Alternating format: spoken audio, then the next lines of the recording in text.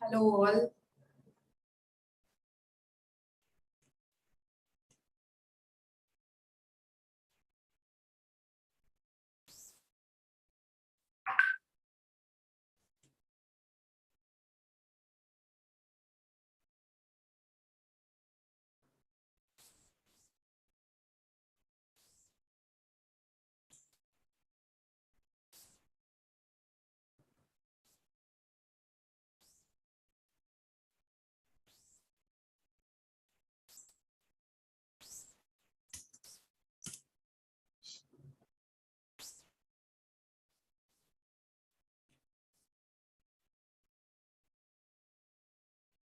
I'll just check. Can you hear me? Hi, Kanchan. Hi, ma'am. Good afternoon. Good afternoon. Yes, ma'am, you're audible. Everyone looks so beautiful here. All speakers. Hi, Kanchan. How are you? Hi, ma'am. I'm good, ma'am. How are you? I'm good. Thank you. Very nice, ma'am. So we have a few more minutes. I think we just wanted to check until 2:15, and we have about 15 more minutes for our session to begin. All set, ma'am?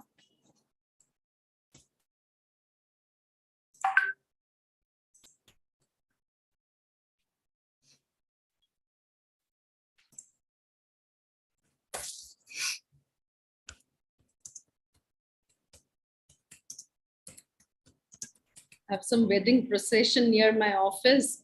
So it's like, can you hear the sound or you can't hear that background sound? No, ma'am, it's fine. We are not able to hear anything. That's good. That's good. Thank you. Thank you so much.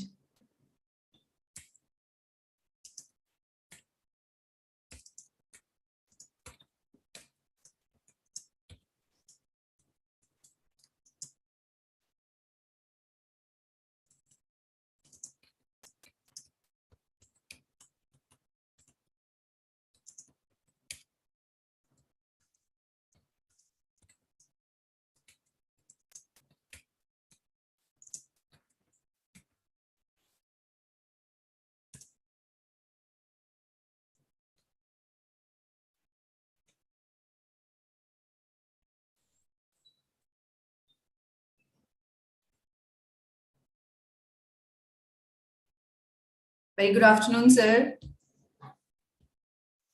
Welcome to the webinar, sir. Thank you. Thank you. So you're not audible, sir. We are not able to hear you. Yeah. Yes, Can sir. you hear me now? Yes, sir. Yes, sir. Thank you so much, sir. Thank you so much for No, joining in. because you have so many other things to do. I don't like the noise from here to go. Yes, sir. Yes, sir. Uh, Thank you so much, sir. yeah. That's okay.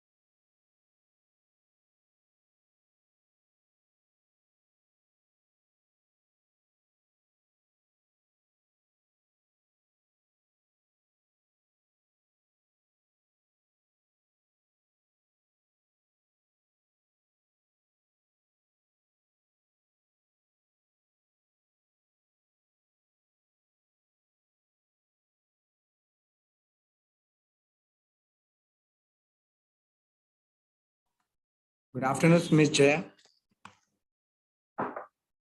Please unmute yourself. Good afternoon, sir. Yeah.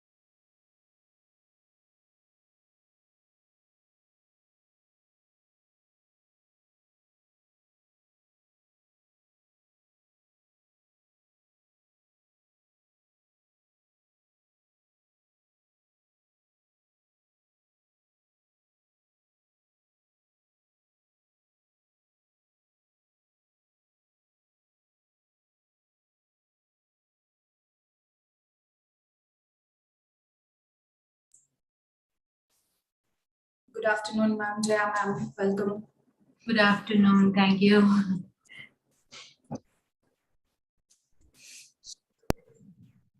So we've got another 10 minutes before we begin. Okay. Yes, ma'am.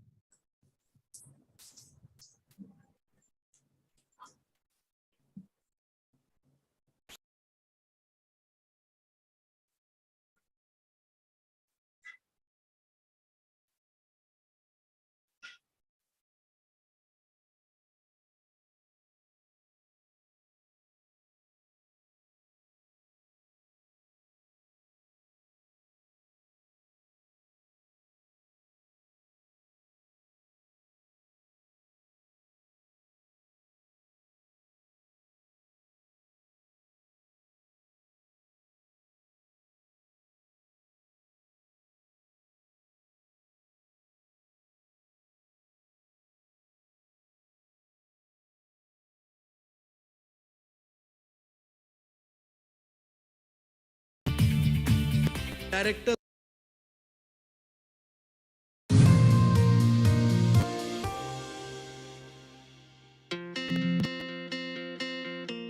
Igniting a revolution in the boardroom.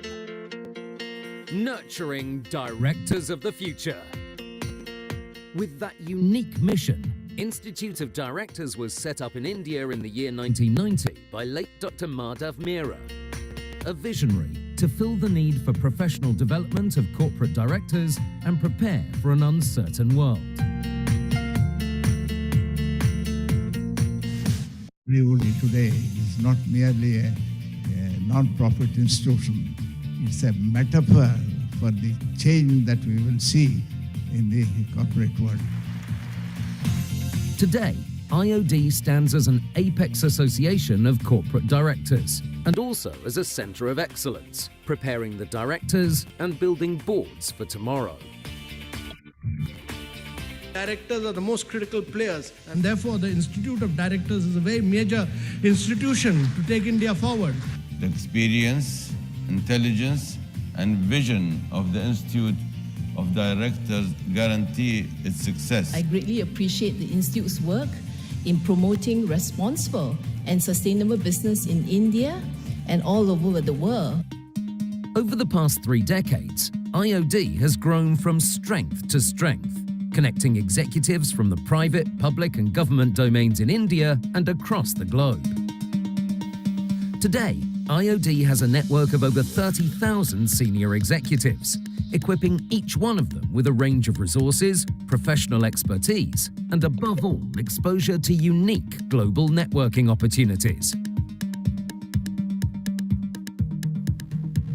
I think I have to compliment the IOD because they've started talking about governance and the role of directors from 1990 onwards, which was not as fashionable as it is today. How companies are governed makes all the difference in the performance of a company, in the trust in business. The change in what society accepts is normal is one of the big changes that is taking place in our expectation of companies and their behavior, and therefore the leadership of the boards. No matter how you view our growth story, I think issues of corporate governance and what happens in the private sector, economic entities and the boards is central to our understanding. The Directors Membership-Based Association, IOD, has a number of regional offices pan-India and a few global centres to provide local membership support services and offer platforms for learning, networking and exchange of ideas. Annually, some of the distinguished leaders in India and abroad are felicitated through distinguished fellowships for their outstanding leadership and public service.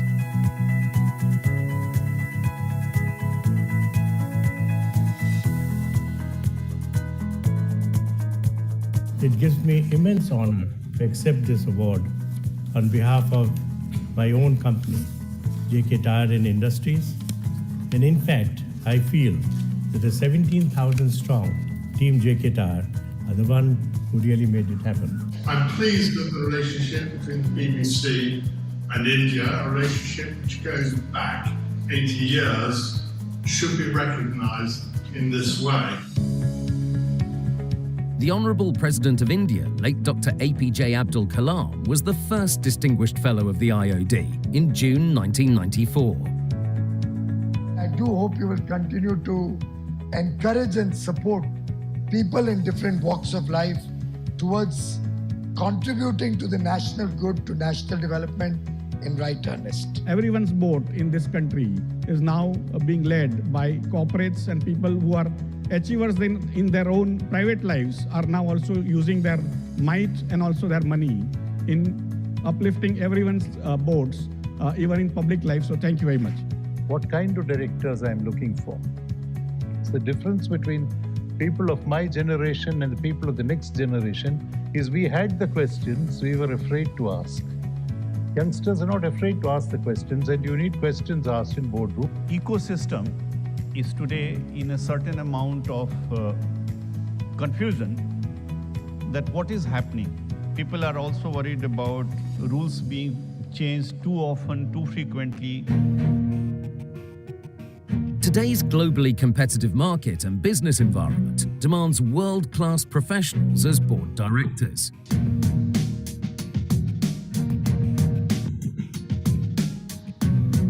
The IOD pioneered directors' education has been a huge leap forward to meet this demand. Over the years, IOD has trained more than 6,000 directors as certified corporate directors through over 40 training courses annually, developing independent and women directors for effective and diverse boards. Inclusion is what is going to help you deliver more profitability and more sustainability. So please put that into action in your business. Increasing numbers of ambitious companies will have the opportunity to build multinational brands should they wish. With this enhanced opportunity comes increased responsibility.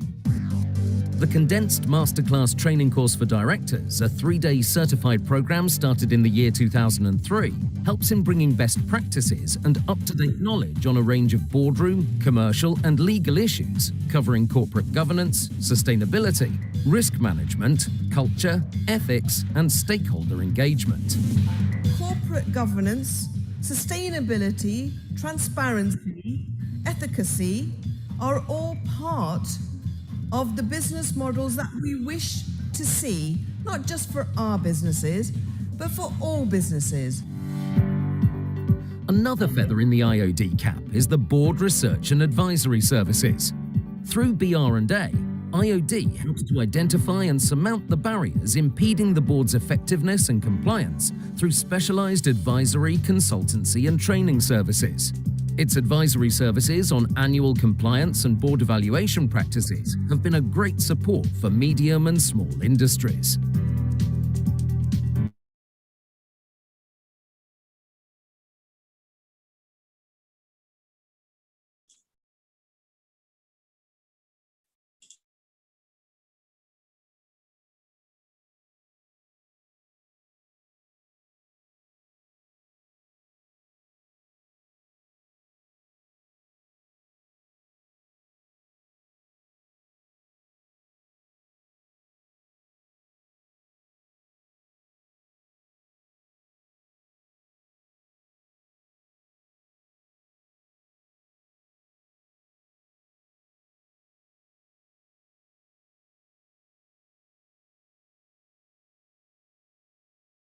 Vibrant company with rich history.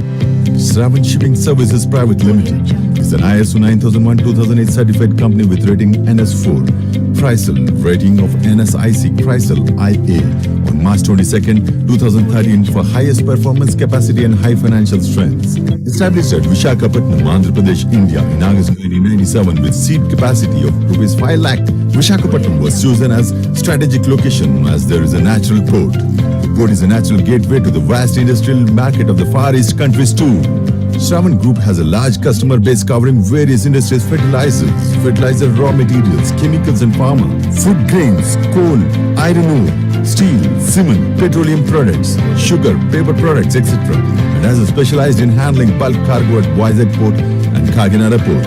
And containerized cargo at Vishaka Container Terminal Private Limited, Vishakhapatnam. From roots in emerging markets, Shravan Shipping Services Private Limited, logistic chains in some of India's most challenging environments, offering unmatched personal services, a national footprint and customized capabilities in India. Shravan Shipping Services Private Limited is one of India's leading providers of integrated logistics with more than 500 permanent and 700 contractual employees in Vishakhapatnam and Kakinada. Shravan Shipping Services Private Limited is the first company in Andhra Pradesh to start state-of-the-art container freight station in private sectors in 2004 and serving its clients efficiently in containerized cargo, and also a leading warehousing services provided in private sectors in South India and having own warehousing facilities in Vizag, adjacent to Gangavaram Port and Kakinada, to cater the needs of imports and exports through Vizag Port, Gangavaram Port and Kakinada Port. With about 10 lakh square feet of closed warehousing space, besides having an overall 25 lakh square feet of open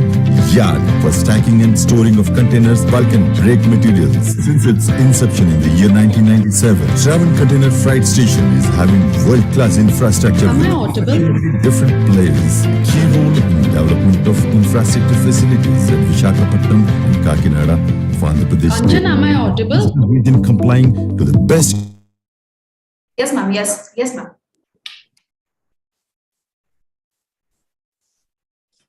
Very good afternoon, all the delegates who have joined us here, all my beautiful speakers. So let's begin our today's program. And our anchor for the day is Jayalakshmi ma'am. She herself is an entrepreneur. She is the co-founder of Vrindavan Play School and a national trainer. So a warm welcome to you, ma'am, and over to you. Thank you so much, Kanchan. Yes, ma'am. A very good afternoon, ladies and gentlemen. Thank you all for joining us today. On behalf of the Institute of Directors, Hyderabad region, I, Jayalakshmi, would like to welcome you all to a virtual webinar, Women Startup Summit 2022. And theme for the year is Lead Like Never Before. Our today's session aims to deliberate on the growth opportunities and challenges for women startups, IT sector, ecosystem for women entrepreneurship, and will also outline the crucial role of women entrepreneurs. I am delighted to say that today we have women leaders and entrepreneurs from various domains under one roof to share their experiences, aspirations, and success stories. Hats off to all these women entrepreneurs. We are so thankful to have the support from our associate partners, Shravan Shipping Services Private Limited and Eftronic System Private Limited, for this webinar. Our supporting partner for this event is WeHub, Women Entrepreneurs Hub, Government of Telangana. Let's start our program for today, and I take the privilege to introduce Ms. Dharitri Patnaik, Chairperson, Diversified Energy Solutions Private Limited and member, IOD, Odisha State Advisory Committee, to deliver the opening remarks. Ms. Patnaik's company, Diversified Energy Solutions Private Limited, is a fast-growing infrastructure company implementing various large-scale industrial projects in Eastern India. Ms. Patnaik is also the founding chairperson of FICCI Flow Bhubaneswar chapter, India's largest women chamber of commerce. She has more than 2 decades of experience working to empower women, children, and underprivileged people of India. She has worked with global institutions like UNICEF, ActionAid International, CARE USA, UN Women, Water Health, and Bernard Van Lee Foundation globally.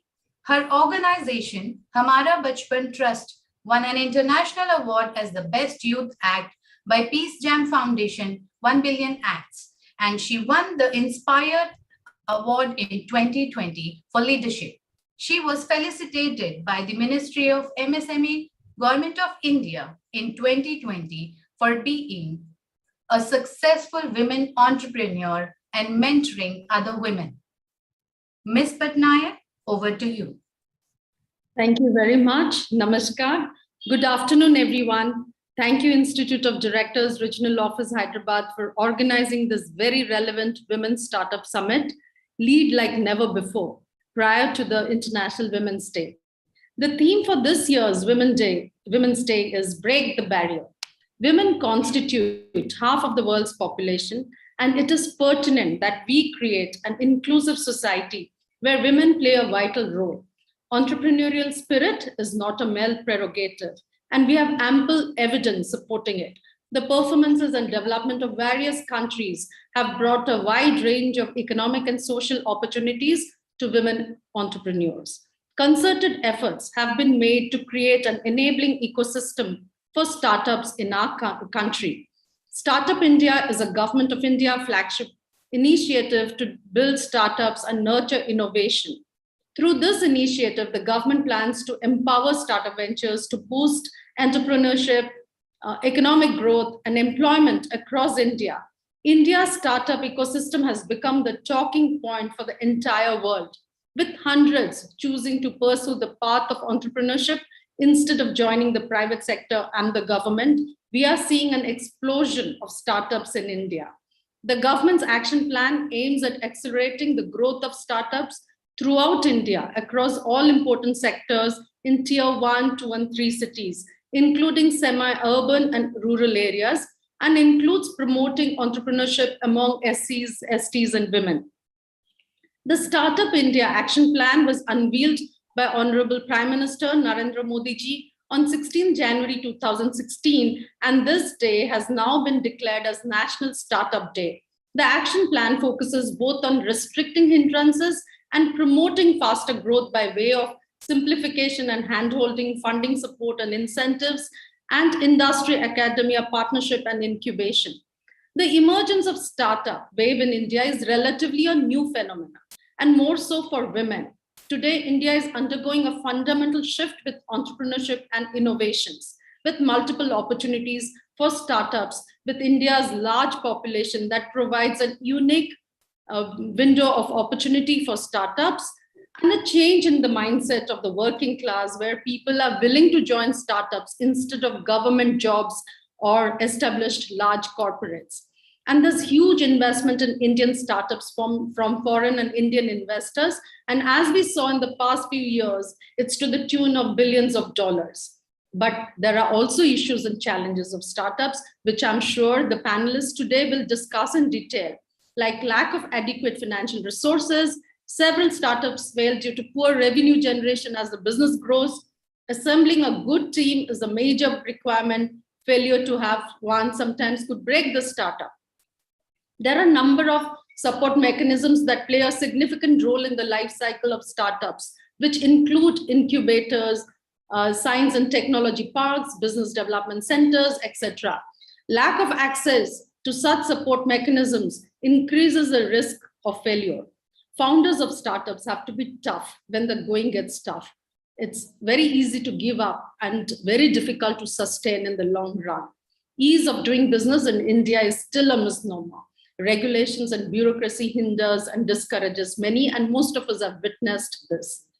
Lack of proper guidance and mentorship is one of the biggest problems that exist in the Indian startup ecosystem. Entrepreneurship is a challenge, and even more so for women. If you are a woman, despite of all the efforts and expertise, we have to struggle more than our male counterparts to make it big and to get recognized within the business community. Out of the 100 entrepreneurs in India, only 7 are female, as per the MasterCard Index of Women Entrepreneurs. The Google Bain report says only 20% of businesses in the country are owned by women, while the 2021 report by the World Economic Forum also shows a massive gender gap of 72% in India's labor market. So what are the barriers to entry for women entrepreneurs? Fewer sectors are women-friendly, lack of social and institutional support, poor funding prospects, lack of access to professional networks, pressures to stick to traditional gender roles, lack of entrepreneurial environment, limited mobility, lack of education, low risk-bearing ability, balancing responsibilities between family and business, stiff competition, limited industry knowledge, Missing role models, we have very few of them. Social constructs and the safety concerns. Many women-friendly government policies aren't being properly implemented by both public and private sectors. And the COVID-19 and the ensuing disruption has disproportionately impacted women. Women are experiencing increased responsibilities at home and workplace. At the same time, COVID-19 has also presented some catalyzing changes, such as an acceptance of remote working models, acceleration of the use of digital channels on both the demand and the supply side, and a shift towards digital versus physical interactions, all of which have the potential to level the playing field, especially for women. We also witnessed a huge spurt of women homemakers starting their home-based businesses. The challenge is to ensure that we have the adequate infrastructure to enable women, especially entrepreneurs, to take advantage of this transformative changes. As I'm often discouraged to pursue my entrepreneurial journey and asked what made me give up my comfortable international job to become a startup struggler, I would like to end with a quote. People who are crazy enough to think they can change the world are the ones who do. And let we women lead like never before. Wishing you all an equal, equitable, and peaceful world. Let's break the barrier. Happy International Women's Day in advance. Thank you very much. Thank you so much, ma'am, for your opening remarks. It was indeed a very impactful opening remarks. Moving along, I take the pride in requesting Lieutenant General J.S. Ahluwalia, PDSM retired, President, Institute of Directors, India, to deliver the welcome address. Let me introduce him. Lieutenant General J.S. Ahluwalia is also the President of the World Environment Foundation, a postgraduate in electronics engineering and MBA. He has specialized in engineering support to weapons system of Army. He has undergone extensive training in various manufacturing concerns in France, UK, USSR, and Japan. He is a chartered engineer and fellow member of a large number of foreign and Indian professional engineering and management institutions. He has been chairman of the Institution of Engineers India, president of Delhi Management Association, and chairman of Safety and Quality Forum Institutions of Engineers. Lieutenant General Ahluwalia, over to you, sir. Thank you, Jaya. Can you hear me? Yes, sir. Okay, fine. I do find myself in a very difficult state. I find such all startups, such big people there, and I'm really caught up in them. But I'm very happy. Let me address Ms. Damitri Patnaik, Chairperson, Diversified Energy, and member of IOD Odisha State Advisory Committee, Ms. Uma, co-founder and ED Granules India, and the chair of FICCI Flow Hyderabad. Now, FICCI Flow Hyderabad, FICCI Flow VR IOD is very much has connected with, has a MOU with them in Delhi with the headquarters, and the first program for masterclass for directors was conducted by us in June, the second one sometimes in October, and the third one is in the planning and any time to be conducted now. So we are very much connected with FICCI Flow. We are very happy and glad to see Umaji here available and helping you and encouraging you all in really moving up in this direction. So let me welcome you all on behalf of the Institute of Directors for this high-level webinar on Women Startup Summit 2022 with the theme that lead like work before, a subject that IOD cares deeply about.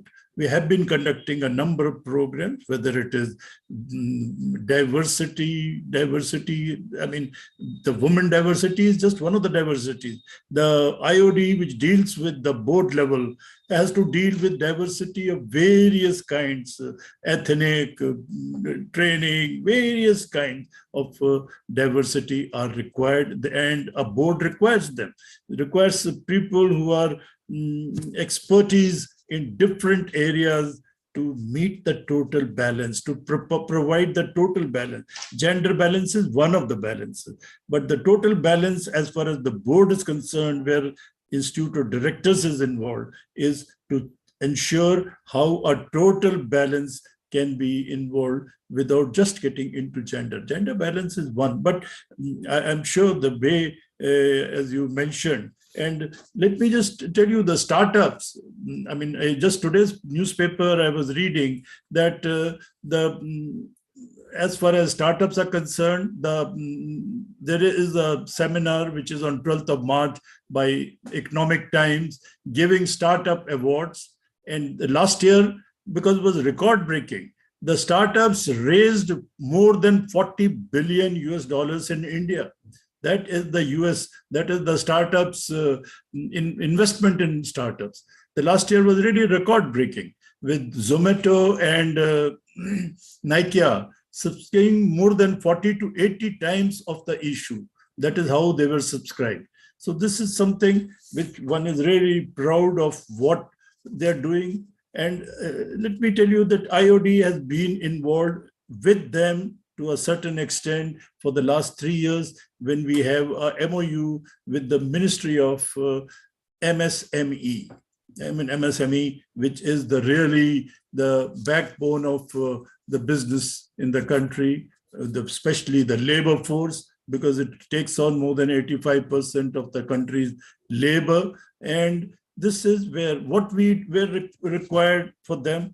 The ministry required that we prepare leadership training for them, for the startups and the MSMEs, that we provide documentation for their process functionings, SOPs, various functionings for quality documentation, so that they can smoothly function in an effective manner without making mistakes and more compliance oriented. So this is what we have been trying to see, how IOD can help them. A number of guidebooks have been prepared, number of training programs have been conducted, number of national and regional seminars with MSMEs have been organized just to meet this basic requirement of the MOU with the ministry here. And the ministry, of course, I must admit that they have been a great help. They have been providing us what really is required. They have been providing a lot of, I mean, the government has been providing the MSMEs a lot of funding, though, of course, we had not taken anything. We have not taken any funds from them, but this was mainly that we will provide the support. We will give them MSME, invite them for our conventions, our conferences all over the country and even abroad, because as you know, IOD conducts a number of conventions, including international conventions, including 3 abroad every year since 2003. We conduct one in London, we conduct one in Dubai, we conduct one in Singapore.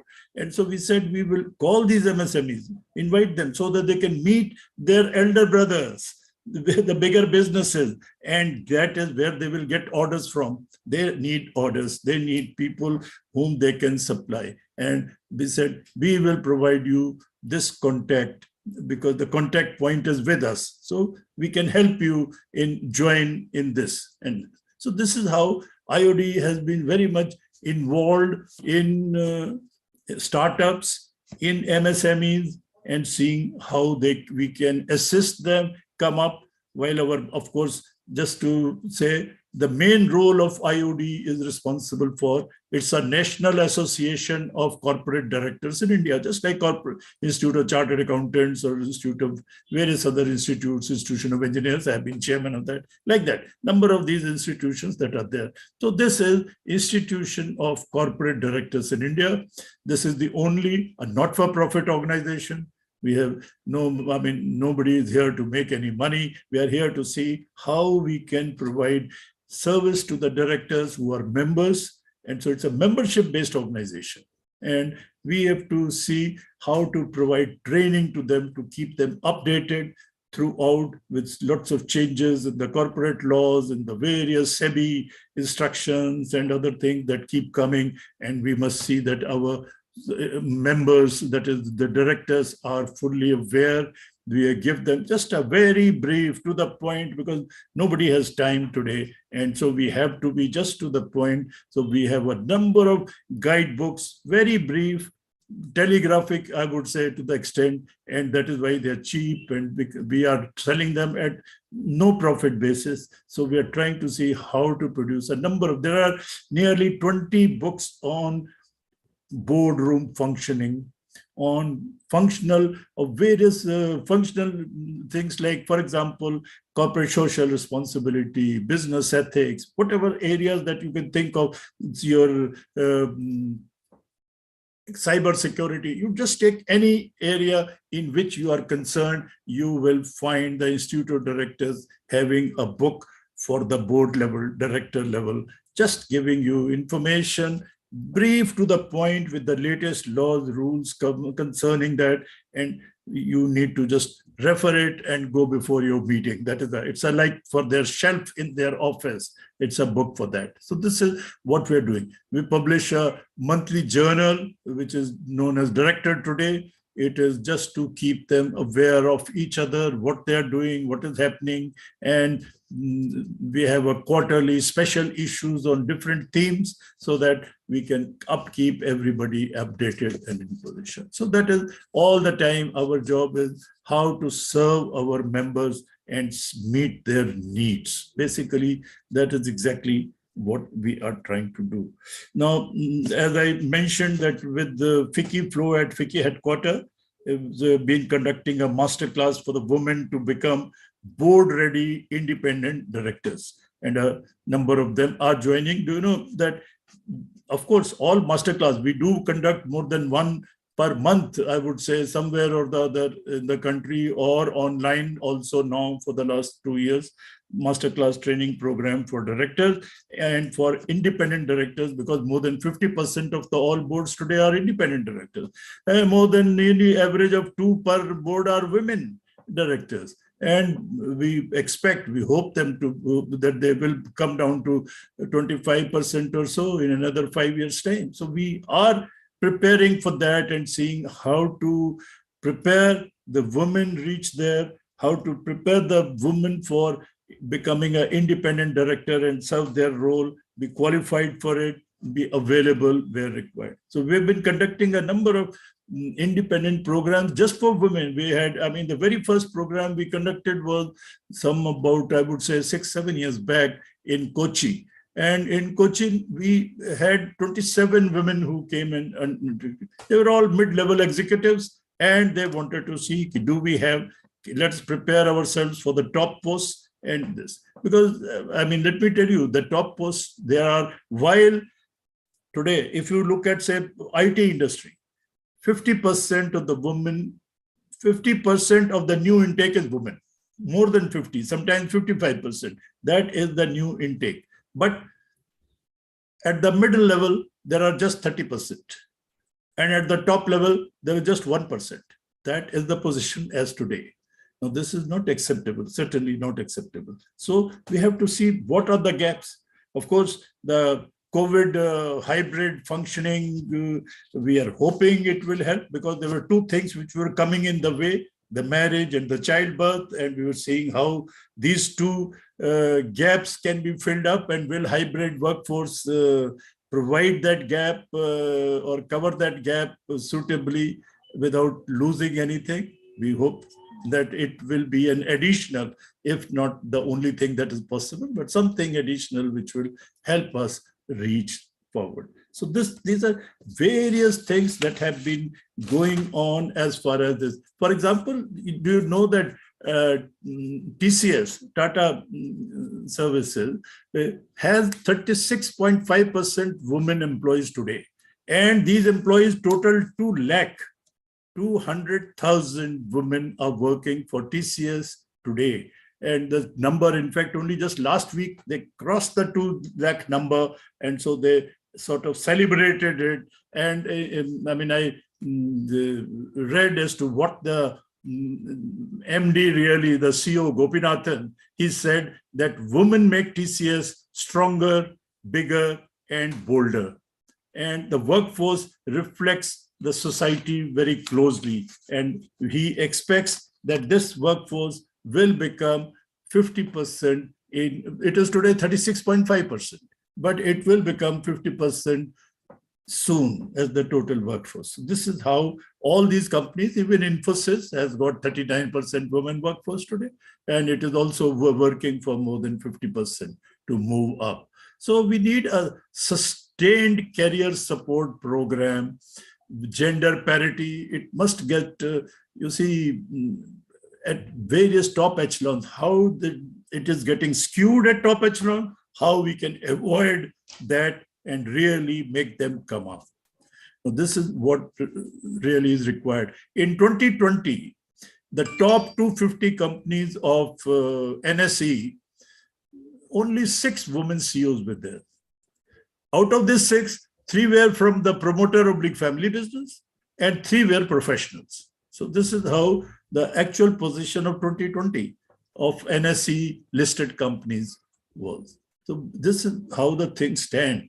Now, if you various studies are going on now, how men and women, they are doing unpaid labor. You see, at home and various other things are unpaid labor. So they found that per day, a man does 52 minutes of unpaid labor, but a woman does 352 minutes. That is 7 times more on routine chores she has to spend, with the result that she has less time to meet peers for her skill building and to see more women who will reach up to the C-suites. So how such things, these are the various things are being checked as to how such things are happening, how they can be bettered, how they can be improved, and we could really move up. So it's very important that we encourage women to raise their hands, to take on challenging assignments in their organization, continue to push the boundaries on what is possible. This is very important, and the corporates are today helping them to raise their hands and pose for that, for taking on these jobs, etc.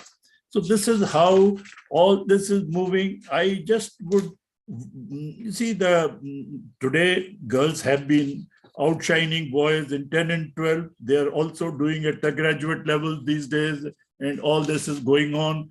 That is fine. You would have also seen women in defense leading the last Republic Day parade on 26th January. You know, Shivangi was flying the latest Rafale fighters over the same thing. So like that, Geeta Gopinath is the first woman who was the chief economist and now the vice president of the IMF. So things are moving up. The India's contingent of United Nations peacekeeping force was congratulated by the Secretary General for having 26% women in the workforce. The whole contingent had 26% women. That's the first. He says this is the highest they have ever had so far. So these are the things. Women have an excellent balance of creativity and pragmatism, and they are doing extremely well in number of these issues. I mean, I can really, as far as women on boards are concerned, various aspects, I can continue and tell you a lot more because we are working on it, whether it is diversity in thoughts, whether it is in experience, knowledge, prospective genders, and various aspects of this. But social attitude only limits women's potential, and selective institutional biases, the trust deficit, and paid discrimination, it holds back women executive move to the leadership positions. So these are various aspects. Gender is only one of the several dimensions of diversity, as I mentioned earlier, and we need not really bother about that. At the boardroom, I mean, I can talk to you how where women are more in Norway, 41%, this, that, and what advantages it is happening throughout the world. So this is a different area, and I shall not get involved in this. But I would like to just say one thing, that the notion of gender itself has become so fluid that even the women organizations today are questioning the inclusion of gender parity under diversity. Why it should be considered under diversity? What is the need? Why should we be looking at parity of gender parity? So as a disservice, they're counting it as a disservice to the women. I will just read out. This is by the women organizations in Europe. They are saying the notion of gender itself has been so fluid. It has become so fluid that even women organizations are questioning the inclusion of gender parity under diversity. They're questioning it as a disservice. And has not the glass ceiling become a relic of the past? This is what we have to see. We have to move in a very different direction. So, I mean, it's a subject which does interest me. I could go on with you for hours, but you have many more brilliant people around and we would like to hear to them. Thank you very much. Thank you so much, sir, for the welcome address. It was really wonderful to listen to all the facts and figures. I would now like to welcome Ms. Uma Chigurupati, co-founder and executive director, Granules India Limited, and chairperson, FICCI Flow Hyderabad, to deliver the inaugural address. Mrs. Chigurupati holds more than 3 decades of experience across various fields of corporate functions. She co-founded Trinton Laboratories Private Limited in 1984, which was later amalgamated with Granules India Limited. She is also the director of KRSMA Estates Private Limited, one of India's premier boutique wineries, and the president of Ikebana International Hyderabad chapter. Prior to this, she was the chairperson of the Hyderabad 10K Foundation, which promotes health awareness for the citizens of Hyderabad, particularly women, through multiple initiatives, including different runs in the city. An avid marathoner, she holds a rare distinction of running marathons in all the continents as well as the North Pole. Over to you, Mr. Chigurupati.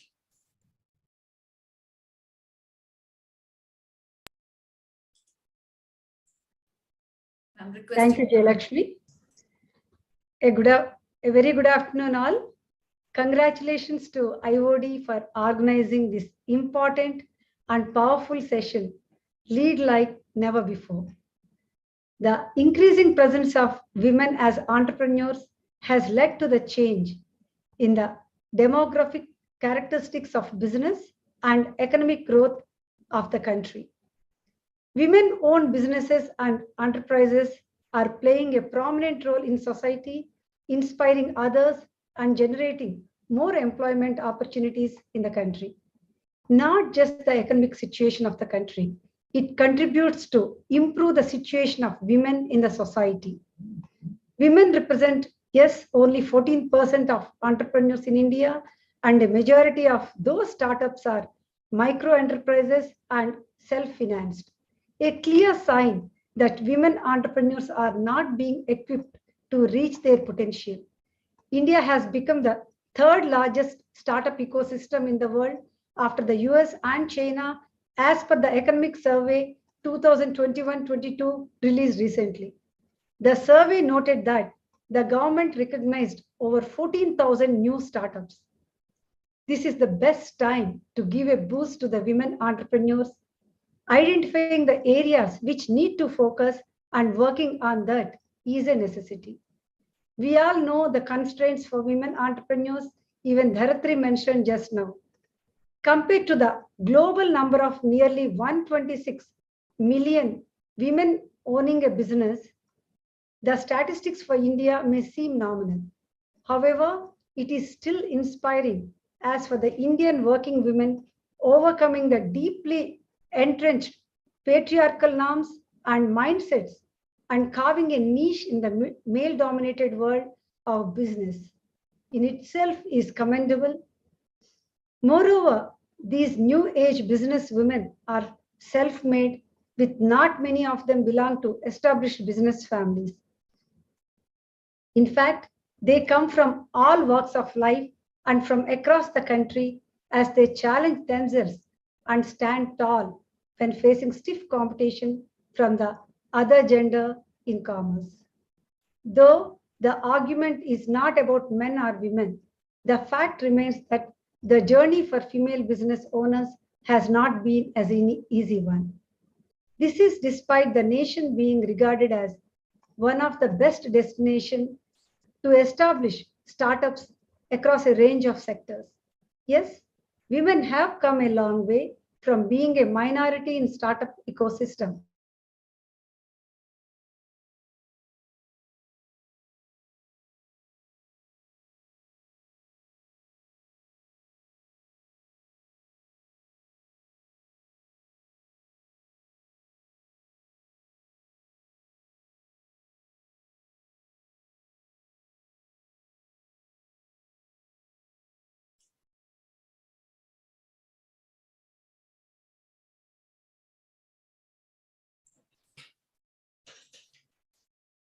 I think there should be some network issue. Let's just hold on for a minute before ma'am can join in again. There is little hitch. Can you hear me? Yes. Can you hear me? Yes, ma'am. Okay. From my experience, I would like to share when we are planning to implement startup programs from our organization Wikiflow, we have realized that we should go and start from basics to some of our members. Basic understanding of accounts and finances, how to pitch, providing mentorship, conducting boot camps, which will help in creating a roadmap and creating market awareness. We are able to implement all these with the help of our knowledge partners like IIIT, IIT, VHub, and IIM, and are proving very beneficiary. We also need to begin early on by start at school level about entrepreneurship as a curriculum. VHub has started doing this and a few educational institutions are implementing this program. It should be implemented in all schools and colleges. Create funds accessible to girl students or women from all strata of the society. Access to incubation centers, which would help in assisting the startups.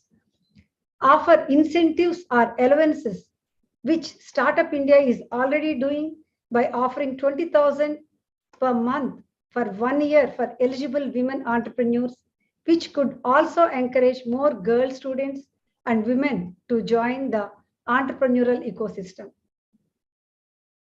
Promoting these programs in Tier 2 and 3 cities aggressively through social media. Tying up women-centric forums like FICCI, IWN, and other organizations to bring more awareness. We can make a tremendous contribution in this space by creating an inclusive environment for the women startups to survive. If we could do this in India, we have the potential to drastically enhance employment, which would naturally increase the economy by multifold. Let us see what the women entrepreneurs do from their side. It is important to carve out a definitive roadmap. Networking is very important. The company rests on the owner's shoulders and she has to navigate it. Constant learning, acquiring knowledge is an endless process, and it is vital for women to know current trends to implement in their businesses. For this, they have to attend seminars, events, workshops, and join in organizations to meet peer groups, come together and exchange knowledge, problem solutions. Understanding the availability of time and prioritization. Time-life balance plays a very important role in the success of the entrepreneurial journey of a woman. Building a support system, without this, it is difficult to face the rough patches of business, ready to meet the challenges and risk-taking. Finally, I would like to say that the Indian startup ecosystem for female entrepreneurs is currently thriving. In my opinion, it is one of the best times to be a women entrepreneur in India, as not only there's support from government, but also various private accelerators and funds have been exclusive programs for females. However, there is still some acceleration required, especially on more women entrepreneurs supporting and looking up to each other. Only then will I say the ecosystem will be conducive enough. Now, let us unite and lead like never before. Thank you. Happy Women's Day in advance. Thank you so much, ma'am, for your powerful inaugural address. It was so inspiring. I would now like to welcome Ms. Deepthi Rawala, CEO, We Hub, to deliver the theme address. We Hub is a Government of Telangana initiative for promoting and fostering women entrepreneurship in Telangana and across India. Ms. Rawala is an electronics engineer by profession and passion, has a 15 years of experience working in USA and Palm, Nokia, Atherons, Qualcomm, Lightpoint, Teradyne, among others in RF communication roles. She joined the government of Telangana as a joint director for electronics in 2016 and has been appointed as CEO of VHub since inception in 2017. She is a strong proponent of girls in STEM, empowerment through economic enablement, women in leadership roles, and women in decision-making spaces. She is working towards creating a work environment that is gender diverse and on constructing economic independence mechanisms as a tool for women enablement. Over to you, Ms. Rawala.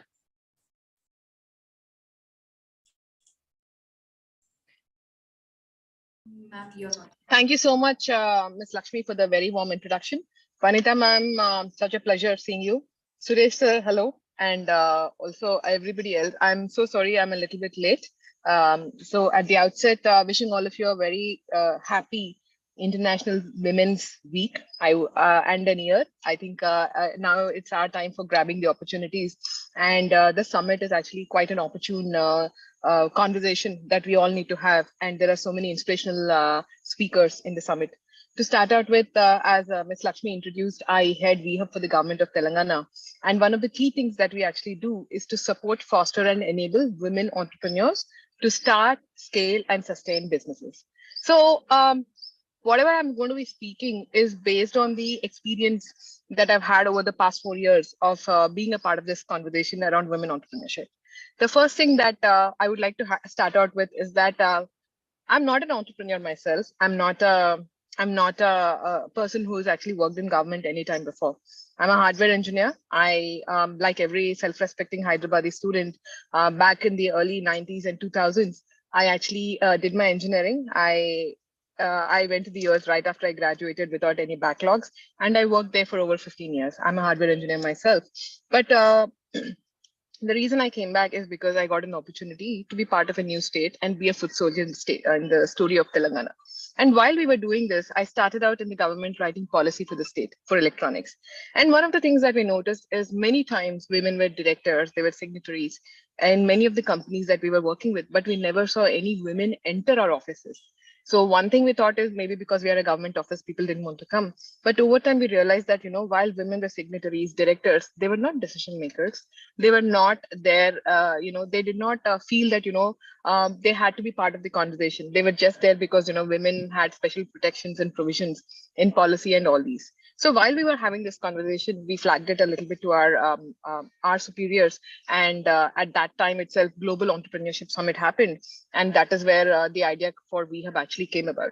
And the first thing that I did, given that I actually haven't worked with many women entrepreneurs myself, I got a coach for myself.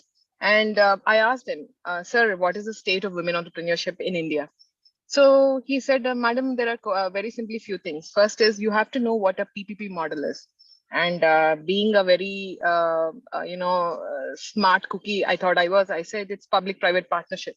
And I was actually told that, ma'am, that is where you missed the boat. It actually means pickles, papads, petticoats, and sanitary pads. Because all the skilling, all the focus, whatever else is being done is actually staying at that level. Then I actually then came back and I was like, but I know so many brilliant women who are actually doing so much work in tech. They're doing so much work in, creating products which are actually able to scale to 1 billion. They are creating products which can actually scale internationally beautifully. And why is it that we are always talking about, the PPP model, as you've just explained to me? And one of the things that we discovered over the time is that women are all looked at as one group of people, right? Women entrepreneurs are all one. So, somebody may be doing something for self-employment, somebody who's just trying to be economically enabled. If they are doing something, they are clubbed with somebody like Vaishali, who we are going to be hearing from a little bit later, somebody who's doing AI and deep tech and so much more. So we realize that, while we work on enabling women entrepreneurs across the board, there has to be a clear demarcation between the kind of entrepreneurs that we are working with. The reason I say this is because a lot of support mechanisms that exist due to incubators, startups, mentors, whatever else, everything is very ad hoc. The entrepreneur herself has to figure out, Acha, I did this piece of the puzzle, where do I go next? And so one of the things that we've been working on over the past 4 years is to make sure that, we do an entire end-to-end kind of support mechanism where we work with the entrepreneur from idea all the way to the time that they raise the fund. So that is briefly our journey with WeHub.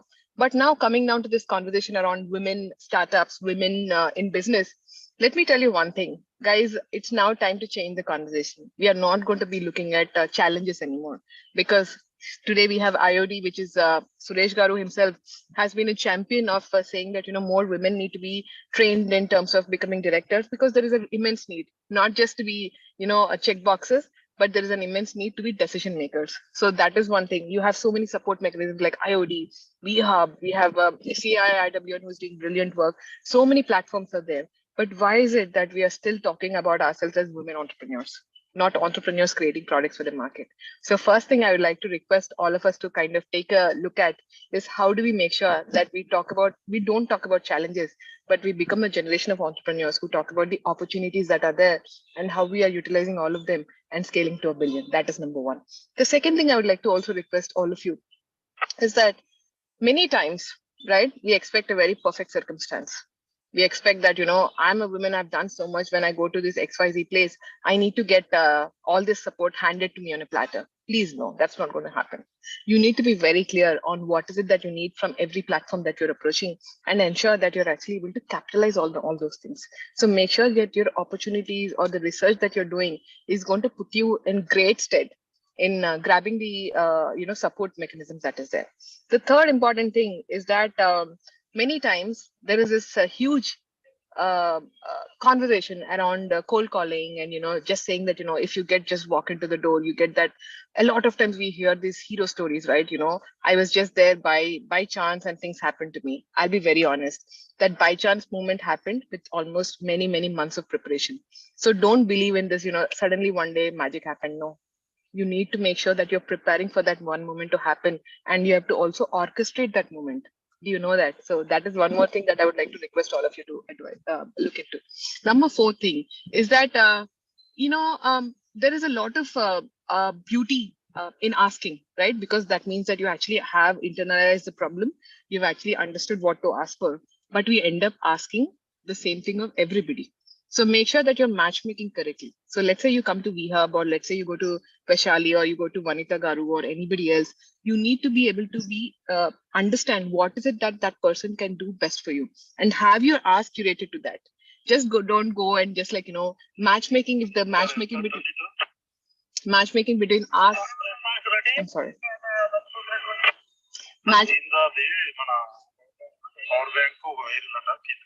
I'm sorry, I'm in a police car, so apologies. So the matchmaking between the ask that you have and the person that you're contacting also has to be done very beautifully. Number 4, important thing is that, a lot of times we keep saying that, I wanted to do this, I wanted to do that, but I could not because I have a fear of XYZ or whatever else. So make sure that, you understand what your fears are and try to overcome them, or at least have a conversation with somebody who will help you overcome those challenges. The reason I say this is because as an entrepreneur, one of the biggest things that is needed is risk-taking capability. And if you are scared of too many things, what are we going to achieve, right? So that is very important. Number 5 thing, and which is also something that I practice very much, is that we know a lot, right? We know a lot. We are at a stage in life where we feel, we feel passionately about something. We start something because we feel we've learned everything about it. But guess what? When you get to that place, you should ready to be unlearning all that stuff, because the world is so diverse. We are learning. There are so many new things that are coming. So always make sure that, you get to a point through thorough research, learn everything about it. But the minute you get that opportunity or are in a place where you're able to execute your vision, please be ready to unlearn and relearn everything also. Because without being coachable, we can never be successful. See, one of the beauties of any important or somebody who's great visionary is that they are lifelong learners. And that is something which is also very important for startups, because there are so many changes that are happening. How do you make sure that, you're able to understand it better without being too married to your vision? I mean, the vision and the goal is there, but the modalities of how you achieve that vision can change. And this coachability is a very important aspect of achieving that vision. Number 6 is that, this is very interesting. I think that's not a very women problem. It's an Indian problem. We tend to run away from conflict, right? When somebody says something which we do not appreciate, when some circumstance is a little bit difficult for us, we either try to blame the circumstance or we try to escape from the circumstance. One thing I'd like to advise, or something that I practice, is that please counter that circumstance. I don't mean to say that, if you have a conflict, get into fights, street fights and stuff like that. But it's more in terms of if there is a situation, if there is something which is making you uncomfortable, be it your mentor, be it your incubator, be whoever else, make sure that, you are able to sit down and have a conversation across the table. Because conflicts happen because somebody's understood your perspective slightly differently than what they understand that to be. It is just a miscommunication. So make sure that, you're handling and solving conflicts. Because in my own personal experience, when we sit across the table and have a conversation, so many people that you may have had a little bit of a difference of opinion with will become your strongest mentors and coaches also, because the value that they bring is so much diverse than what you already know. So that is one of the most important things. And then when it comes to entrepreneurs, the biggest challenge that we see is that many times we end up thinking, women entrepreneurs especially think that, because we do not have access to fund, we are not able to scale. That is actually wrong. And I think all the startup entrepreneurs who are going to be speaking will reiterate this. I think the number one thing is having the right support mechanism, be it in terms of incubator or mentor. Find your mentor. Make sure that, you are actually able to go to somebody who can be your soundboard. Access to knowledge and information is number 1. Number 2 is access to talent pool. These are your first 2 challenges. If you have these 2 figured out, then that is when your access to funding comes to play. Because the best ideas executed with the best team, even if they are not well funded, not having the most amount of money, will become the most sought after ideas, is something that we've seen over the past few years. So that is something I would like to really strongly advise that you guys take a look at it. And last and most important thing is that, this is something that you guys might have heard of many times. There is no concept of failure, right? So don't think that you failed in something. You just think that that is one more way you should not be doing something. So it is not even called as a failure, actually. For me, it is like, oh, if some path is not working, or, it did not execute the way that we envision, what is the next opportunity that we get to learn? So that is the next thing that I would like to highlight. And last and most important thing is that when it comes to women entrepreneurs, especially, see the startup conversation, I'm sure there is a lot of brilliant people who will be speaking. Vanita ji is somebody who actually brings so many insights. Every time I hear her, it is so inspiring. But I'll let Vanita ma'am speak a lot about the entrepreneur challenges, because ma'am actually is an entrepreneur herself. She's been through the journey. She can actually speak so much more from experience. But as a support mechanism that we have is, I would like to also highlight to you that, one of the biggest things that a lot of women especially try to do is have a work-life balance.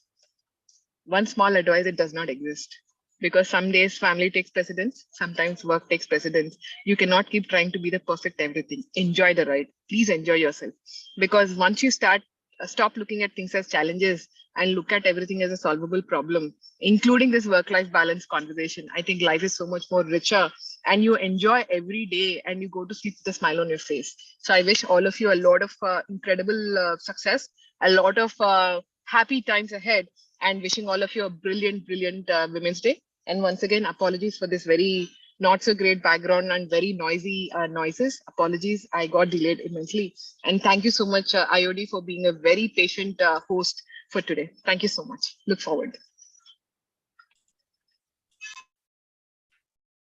Thank you so much, ma'am, for such an insightful theme address.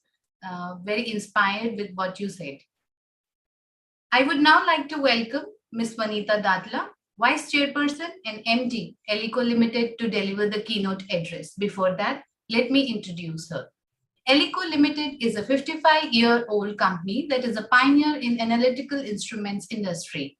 Ms. Dadla is also the Managing Director, Elico Healthcare Services Limited, a service provider to the healthcare industry in countries like USA, UK, Middle East.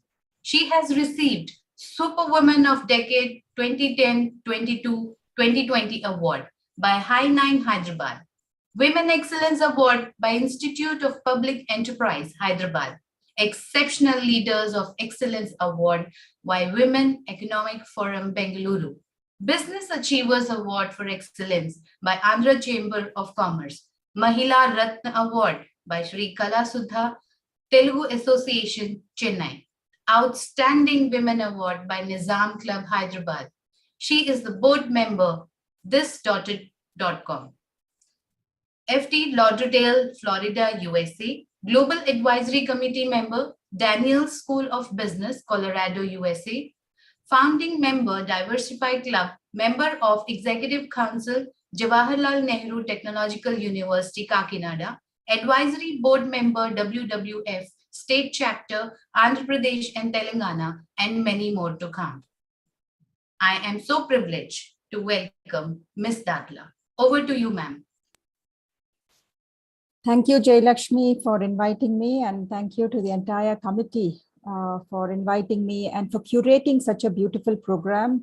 All the speakers who spoke prior to me, whether it was Deepthi or Uma or no Lieutenant General Ahluwalia or even Gayatri, have brought in such relevant nuances towards what women entrepreneurship is all about and what the startup culture is all about. Everybody knows that India is number 3, I think, on the list of the most number of startups that are actually blooming today, and unicorns, if you name it. In fact, during the pandemic, it was very surprising that we had the highest number of unicorns come out of our country. Today, I think the country stands at almost 80 or 79 or 80 plus unicorns that are actually adding so much value to the common man. So how come we don't see too many women in this ecosystem? How is it that only the men are able to create this value? How is it that only the men are actually trying to create companies, are becoming good entrepreneurs, are creating these unicorns and adding so much value not only to themselves, but also to the nation in which they reside? Let me share a few details. I thought if the privilege is given to me, I can actually share a small presentation where I've got certain statistics that might actually help all of you understand, because though Uma and Deepthi and the earlier speakers have spoken on what the ecosystem is all about, I would like to bring the conversation back to you, to this generation that is actually going to carve out the future of India, and how you can actually play a big role in creating a better sustainable country for us, so that the coming generations will actually prove to be very, very lucky to be residing in this country. So I think if I have the share screen rights, yeah, so I hope this is visible to everybody. Can I get a nod or something? Yes, yeah. Okay. Yeah, so what I would like for you to understand is, like, all of us have been talking about gender parity, and this is nothing new today. In fact, every Women's Day, every year during the month of March, everybody wakes up and we look at what is gender parity happening, what is the role of women, and how we can improve women's representation in different sectors, whether it is in the corporate sector, whether it is in the social sector, whether it's in the political arena, how we have to do that. But what is very, very saddening is that today, the United Nations report that they have done on global gender gaps, and of course, this report is 2020, but I've seen the report on 2021 too. It says that gender parity in this world will not be attained for 100 years. So what does that actually mean for all of us? All of us are just talking, but and we may be working towards gender parity in certain pockets, in very tiny pockets, but this is not in a position to scale up. And all of us being in the startup, we know that scale is very, very important for any organization. It is only then that that value gets disseminated to a number of people, and the value of that company also improves. So when this report itself, when the United Nations report says that gender parity is not going to be achieved for the next 100 years, it means that not only for our generation, for your generation, maybe for your children, or even for your grandchildren, they may not be in a position to envision a more gender balanced world. And that, I think, is a cause for concern. What does this actually mean? Where does our responsibility lie? In fact, in India, I think we have slipped not only from the 108th to the 112th position. This presentation is a little old, dated, but just recent statistics have shown that we have actually fallen from the 112th position to a 140th rank out of 156 countries that have been measured. That means that we are very, very bottom of the pile, and that actually bodes very, very bad for all of us that are actually living in this nation. Now, I'd like to bring this into context. All of us know, I mean, especially most of you who are in the managerial field and who are now striving to put up startups, you must be knowing that every country is ranked on the amount of their gross domestic product, that is their GDP.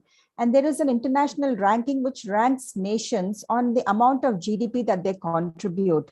And in this particular statistic, we are looking at United Nations at the number 1 position with almost about $21 to $22 trillion. Where is India in this? Maybe India is at the number 5th or the number 6th position, but the difference is huge. We are just about touching $3 trillion, which is nothing when you compare to the United States or maybe even China. In fact, smaller countries like Japan and Germany are far ahead of us. Now, this is one more statistic that I would like all of you to see and to notice. On this, it is an index where they rank countries by the size of its population. And here we are neck to neck with China. We are in fact number 2 today in the world with the highest number of population at 1.3 billion people. What does that mean with both these statistics? If you look at the previous statistic where we are maybe at the 5th or the 6th position, but at a very, very low GDP of $3 trillion, the next statistics that shows us number 2 in that index with the highest, second highest number of people residing in this country. This actually means that not a huge chunk of that population is actually contributing to the economy. It is a very, very tiny percentage that actually creates that gross domestic product. What does that mean? That means that the rest of them who are not contributing are actually becoming a burden to that economy. And when I say a burden, let me then tell you the next thing.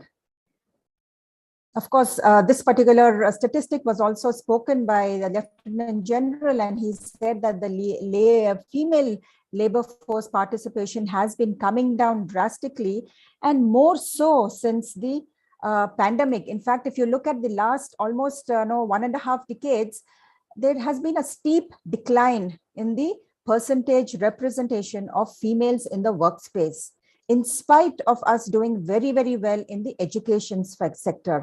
Most of us are coming with credentials, with fantastic qualifications, yet that is not getting translated into the workspace. You have heard Lieutenant General who said that today TCS has almost 2 lakh women employees, and we have similar numbers in the other IT companies. But what happens is this is only relevant up to a certain level. By the time these women come to the mid-managerial level, the dropout happens. And these women that drop out actually very sadly, because of the ecosystem, because of the challenges, because of the cultural setup of our country, do not come back to the workspace. And this is where we actually lose all that talent. So coming back to the earlier context where I showed the GDP and the statistics of the population of our country, when I said that a very, very tiny percentage actually adds value in terms of the gross domestic product of a nation, the rest of the population is actually uses this infrastructure that the nation is actually providing. So while not being a contributor, we are actually being a user of those infrastructural facilities. Today, the country offers us infrastructure like communication, electricity, whether it is housing, whether it is utilities, airports, education, healthcare. Now, if we are not contributing to it, how does a country then start evolving? How does a country start improving on its quality of life? And that's the reason why we've seen the brain drain happening in the earliest part of the decade, where a lot of our educated and bright talent used to actually go off to foreign shores for better opportunities while leaving the country as it is. And so today also we are suffering from a lot of deficit in infrastructure, especially in the rural areas, especially in tier 2, tier 3 towns. It is only the metros that are actually beaming with infrastructure, but it is still not sufficient to tackle the steaming masses there.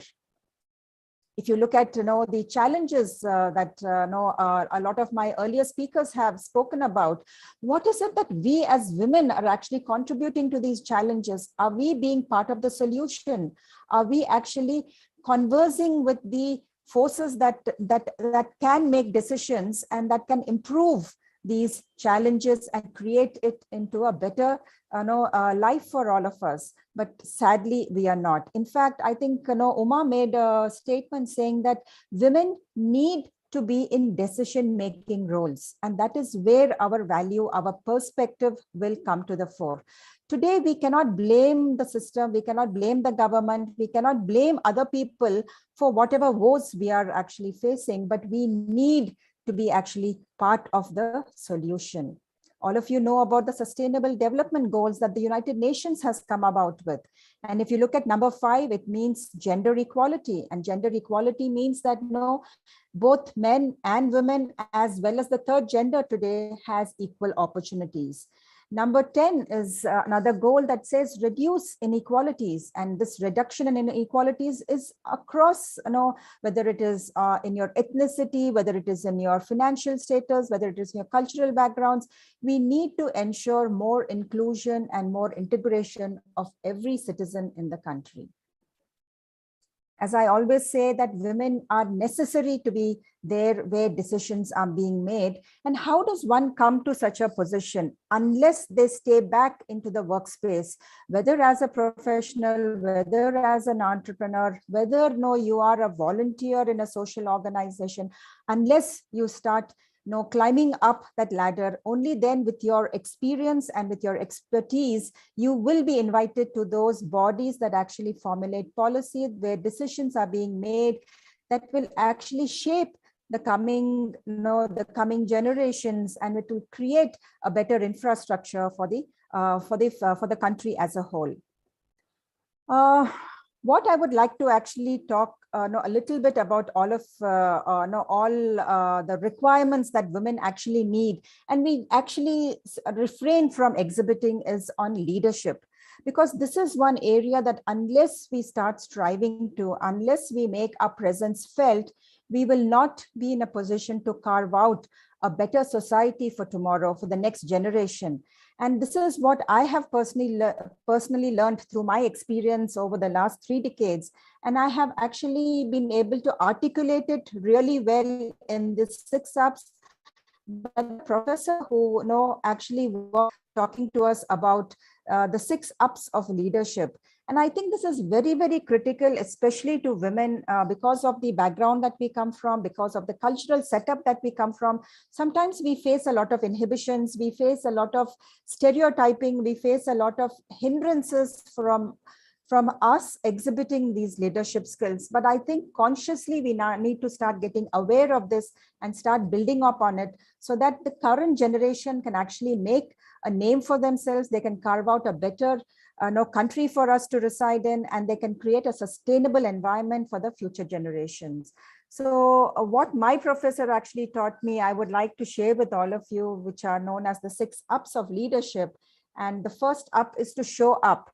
showing up is very critical. And as women, we always like to shirk our responsibilities. We like to actually say that, no, we don't have time. We have enough on our plate. We would like, the men are anyway doing it, let them do it.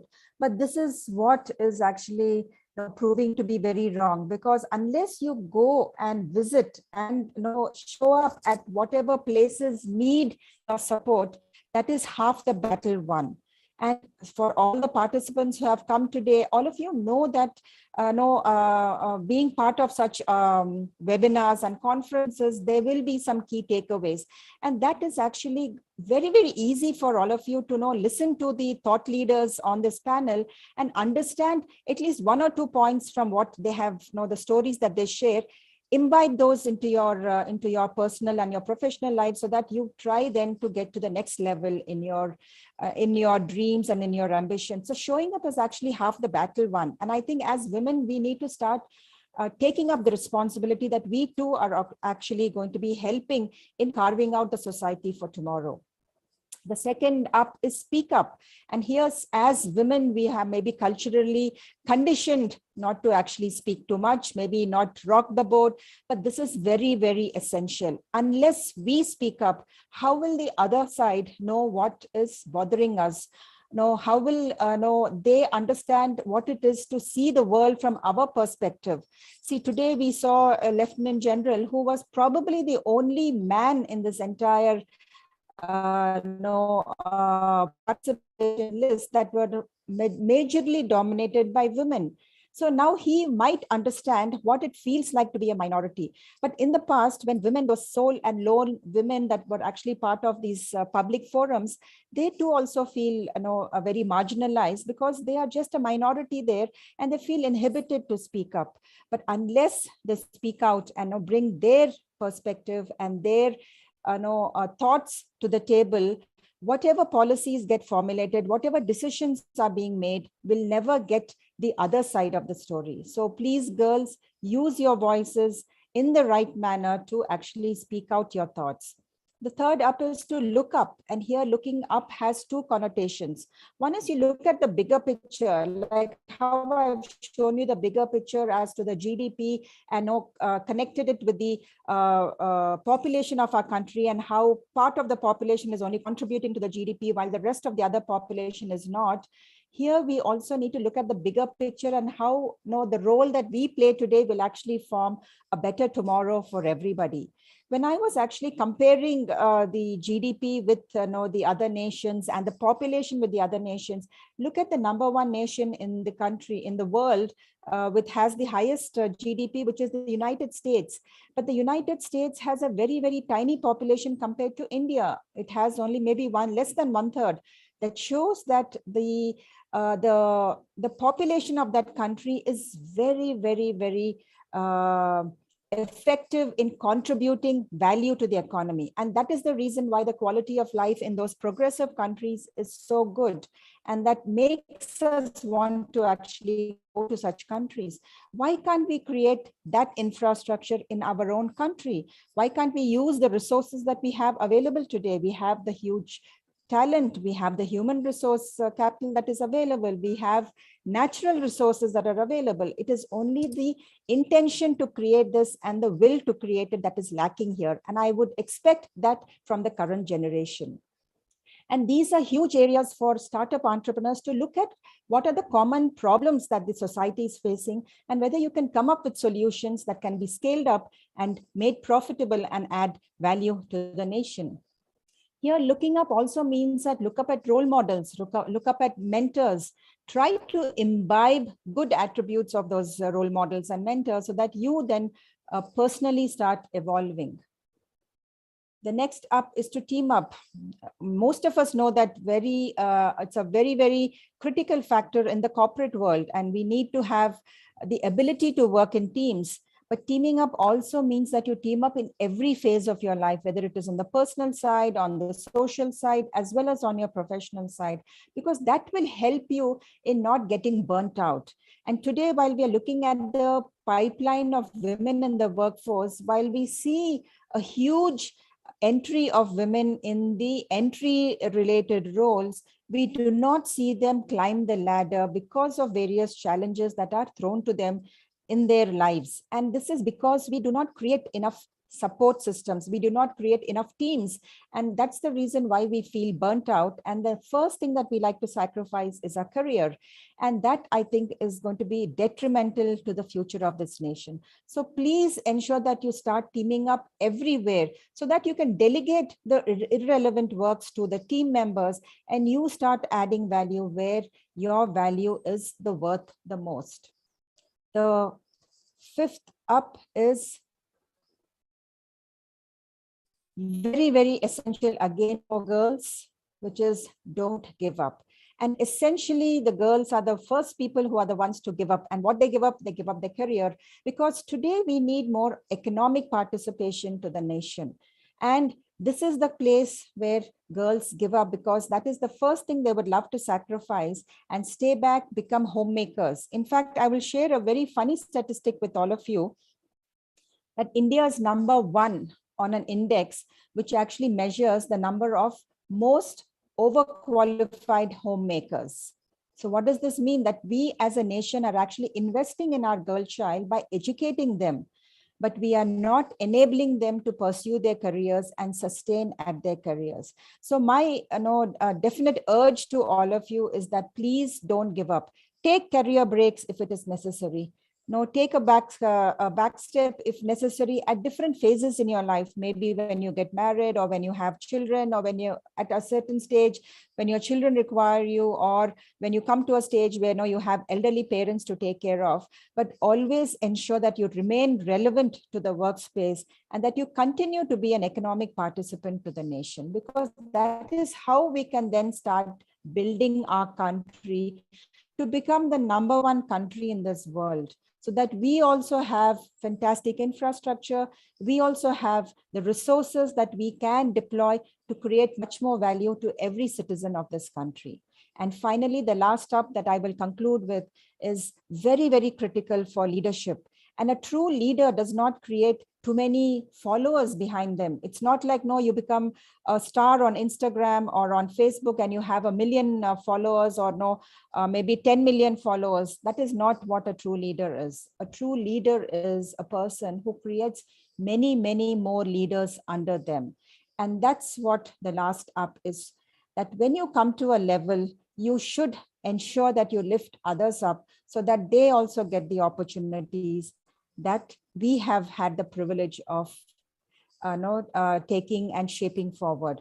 So these are the few things that I thought I will bring a different flavor to this topic today. I know that the IOD has been playing a vital role in creating board diversity in companies. I think prior to 2014, board diversity was very, very poor in the country, and whatever representation women had on boards was probably because of maybe because they were part of the family or because they knew the promoters and that's how they came onto it. But today the system has actually changed. From 2014, if you have looked at especially the listed companies, the representation has gone up substantially. But what was actually very surprising is just recently, the Honorable Minister, Finance Minister, Mrs. Nirmala Sitharaman, had made a statement that she actually had asked a few women to be directors on boards, and they were not, they were inhibited and they were not very accepting of it. I don't think that this is a world, a phenomenon that is there prevalent all over the country. In fact, today companies are actually looking for relevant women who can add value to their boards. They are looking at highly qualified women that can add value to their boards, and there is no dearth of such women today, but one has to have the will and the intention to search for those women, to reach out for them and to bring them on board, so that their perspective and the values that they can add to their boards and to those company organizations will definitely benefit everybody. So I would like to urge even IOD to maybe start reaching out to a lot of women. I know that the country has mandated all independent directors to take a board-ready test, a board-ready governance test. And if you have qualified on that, then you are readily, you can be readily accepted to sit on a lot of company boards. A lot of public sector companies have also been lacking in getting female representation.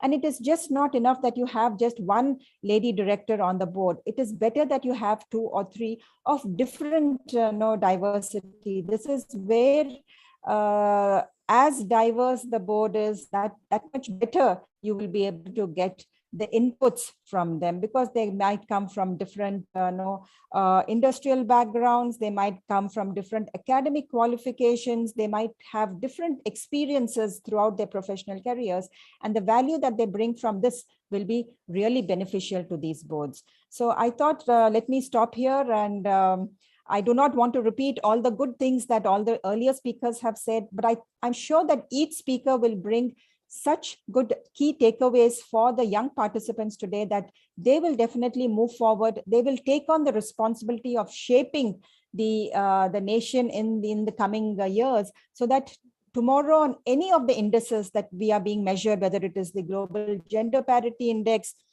whether it is the Global Innovation Index, whether it is the Ecosystem Index, that we should be in the top 3 positions worldwide.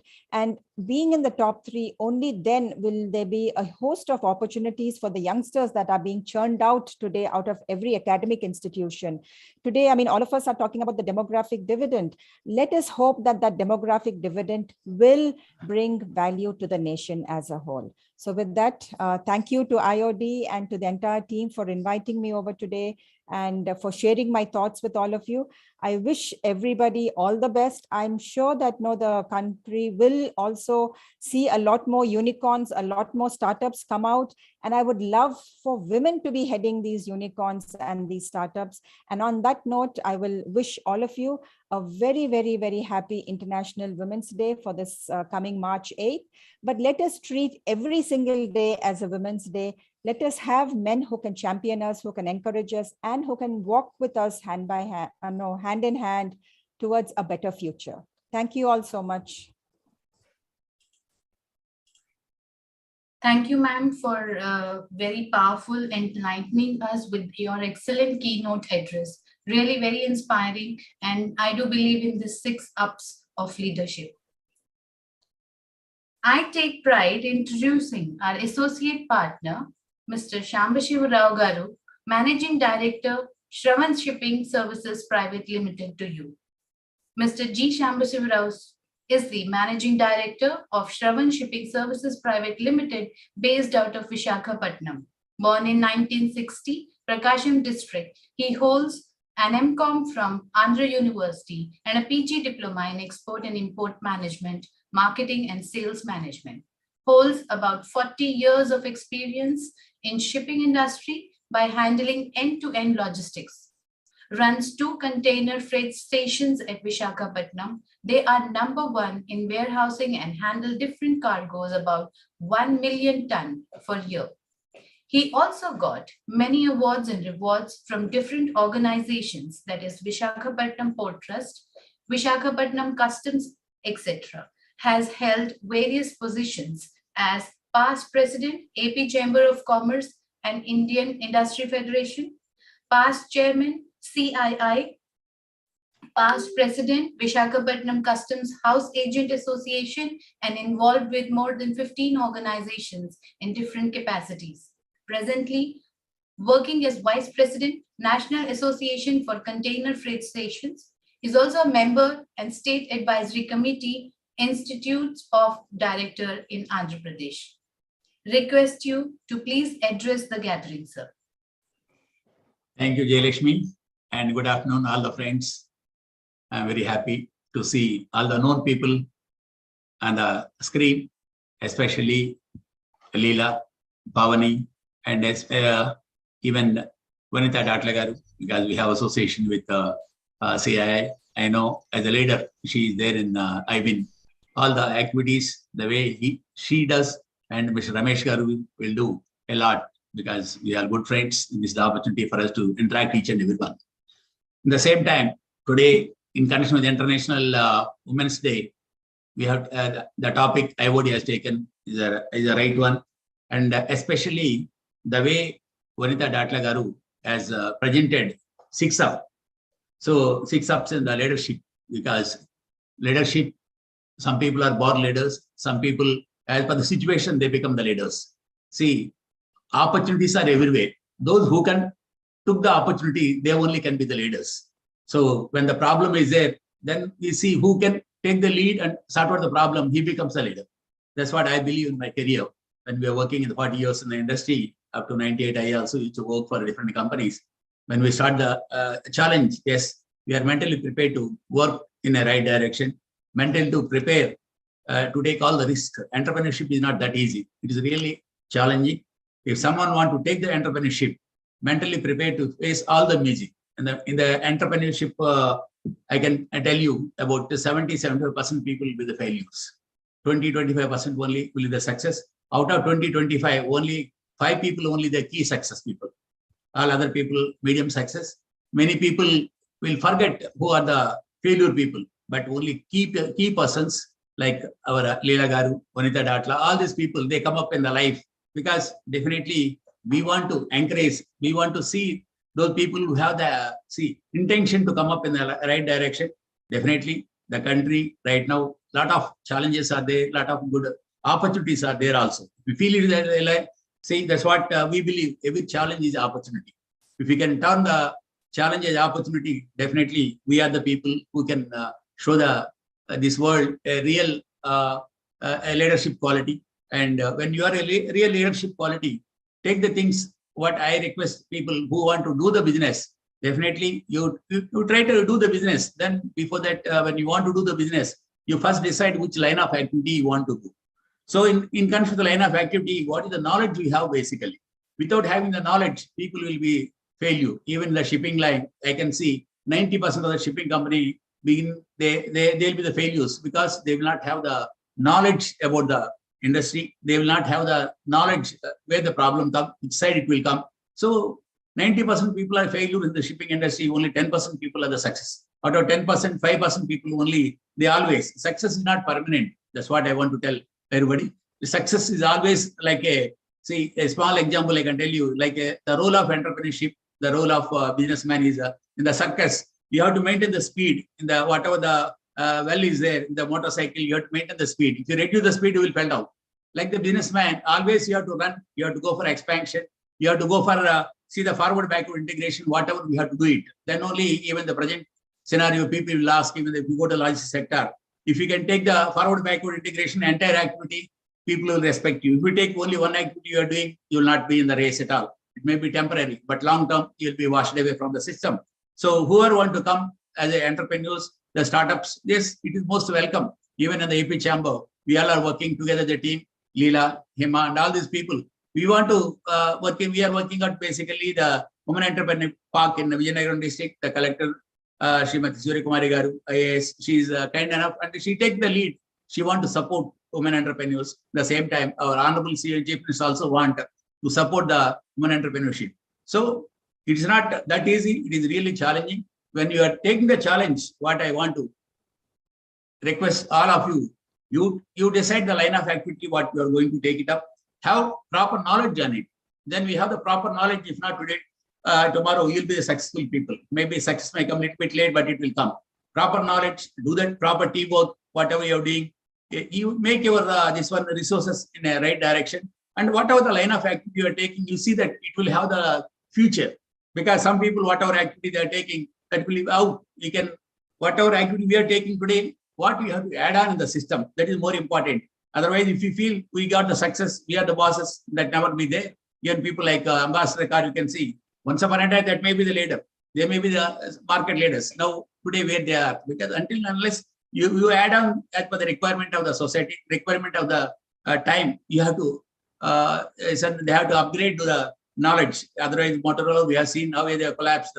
Like that, even previously, all the photo films and all these things are going today because of the one mobile. All the things are out. Like that, whatever the line of activity you are thinking, it must be long life. It must have the future of it. Like that, take the things in right direction.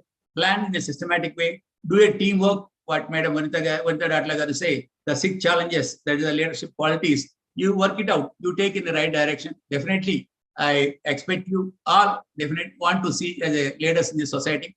Whatever things are happening, even the political system, the way government is giving the reservation, even the board of directors, as she rightly said, different sector, different people can come up in the life, because nothing is impossible. Just want to tell everyone. If you think nothing is impossible, definitely you can come up in the life, and at the end of the day, you will be the success leaders and you will be the role model to many of the people. So I wish IOD, this International Women Day, the way you have taken the startup for the women entrepreneurs, this program, I wish the program a grand success. Whatever is required, support or guidance, people like us in our field, we are there to support everyone, because we want a teamwork, we want a good environment for people to do business here. So I wish all the best. I wish IOD, Kanchana Madam, for taking the lead, and I wish this program a grand success. Thank you very much for giving this opportunity to me. Thank you. Thank you so much for your kind words, sir. Before we get started, let me introduce the second sponsor for today, Ftronic Systems Private Limited. Ftronic System Private Limited, established in 1985, backed by rich R&D, Ftronics is now a leading provider of smart solutions for railways, signaling, smart cities, smart buildings, and industries. We have with us Mrs. Purti Dasari, HR Manager. Mrs. Purti is a learning professional with over 11 years of experience in different fields. She is passionate about building values for organizations through people system and has worked extensively in the area of research and development, process development, and talent development and management. She comes with a degree in electronics and instrumentation from Siddhartha Engineering College, attended AOTS training on best manufacturing process from Japan. She is a member of Young India. Over to you, ma'am. Thank you, IOD, for giving us this opportunity. First of all, I will like to introduce about our company first. So Ftronic Systems Private Limited, we are 36 years old, digital technologies company, and it was founded in 1985. And we are first LED technology, we focused on LED technology, and then we started microprocessor-based LED display boards, first in Asia. And very soon we have grew in the field of data acquisition, converting it into meaningful insights through some home-developed algorithms. And we are developed data loggers and commissioned in Indian Railways, thus bringing in change in signaling department of Indian Railways. Thereafter, Ftronics grew to be a larger supplier of data loggers in railways, and it was networked them in all hierarchical levels. And as it's the largest IoT network in the country. And we are also spreading smart buildings, smart cities, and industrial IoT. And we developed around 100+ innovation with dedicated R&D team, where we have 50% of employees as females. And our management also encourages female employees in the higher level positions also. The main core philosophy of Ftronics is inspired by design thinking, which I think many entrepreneurs should also have, like ideate, create, develop, manufacture, deploy, and maintain and upgrade, overseeing the entire life cycle of a product. Accordingly, we have structured our organization with devoted R&D team, with in-house manufacturing and dedicated customer-owned customer support. And also our clients begin as a customers as soon as they transform into the relation, a true customer relation bond. So our strength lies fully in exploring the new technologies. And we are mostly focusing on remote conditioning monitoring, assets monitoring systems, so that they can be do predictive maintenance. Mainly, we believe that whoever ideate, create, deliver, scale, and refine value will sustain for more longer period. So every entrepreneur should think of customer value, like how customer is going to benefit from our product and how we deliver that to the customer and how we scale that one, how we increase the production, like how we market that one and scale the product. And we need to refine that product based on the life cycle of the product. So to achieve those results, we need to deliver some outcomes also. So for that one, we need to follow 3 points. One thing is we need to change our mindsets. One thing is we need to have growth mindset to learn the things, grow the things. And also we need to follow the best practices in the world. And we need to adopt to the new age technologies. Then only we can sustain our companies. So I hope like everyone will take these 3 points and we need to adopt to those things so that we can grow better. On that note, I thank you IOD for giving us this opportunity and advance happy Women's Day to one and all. Thank you.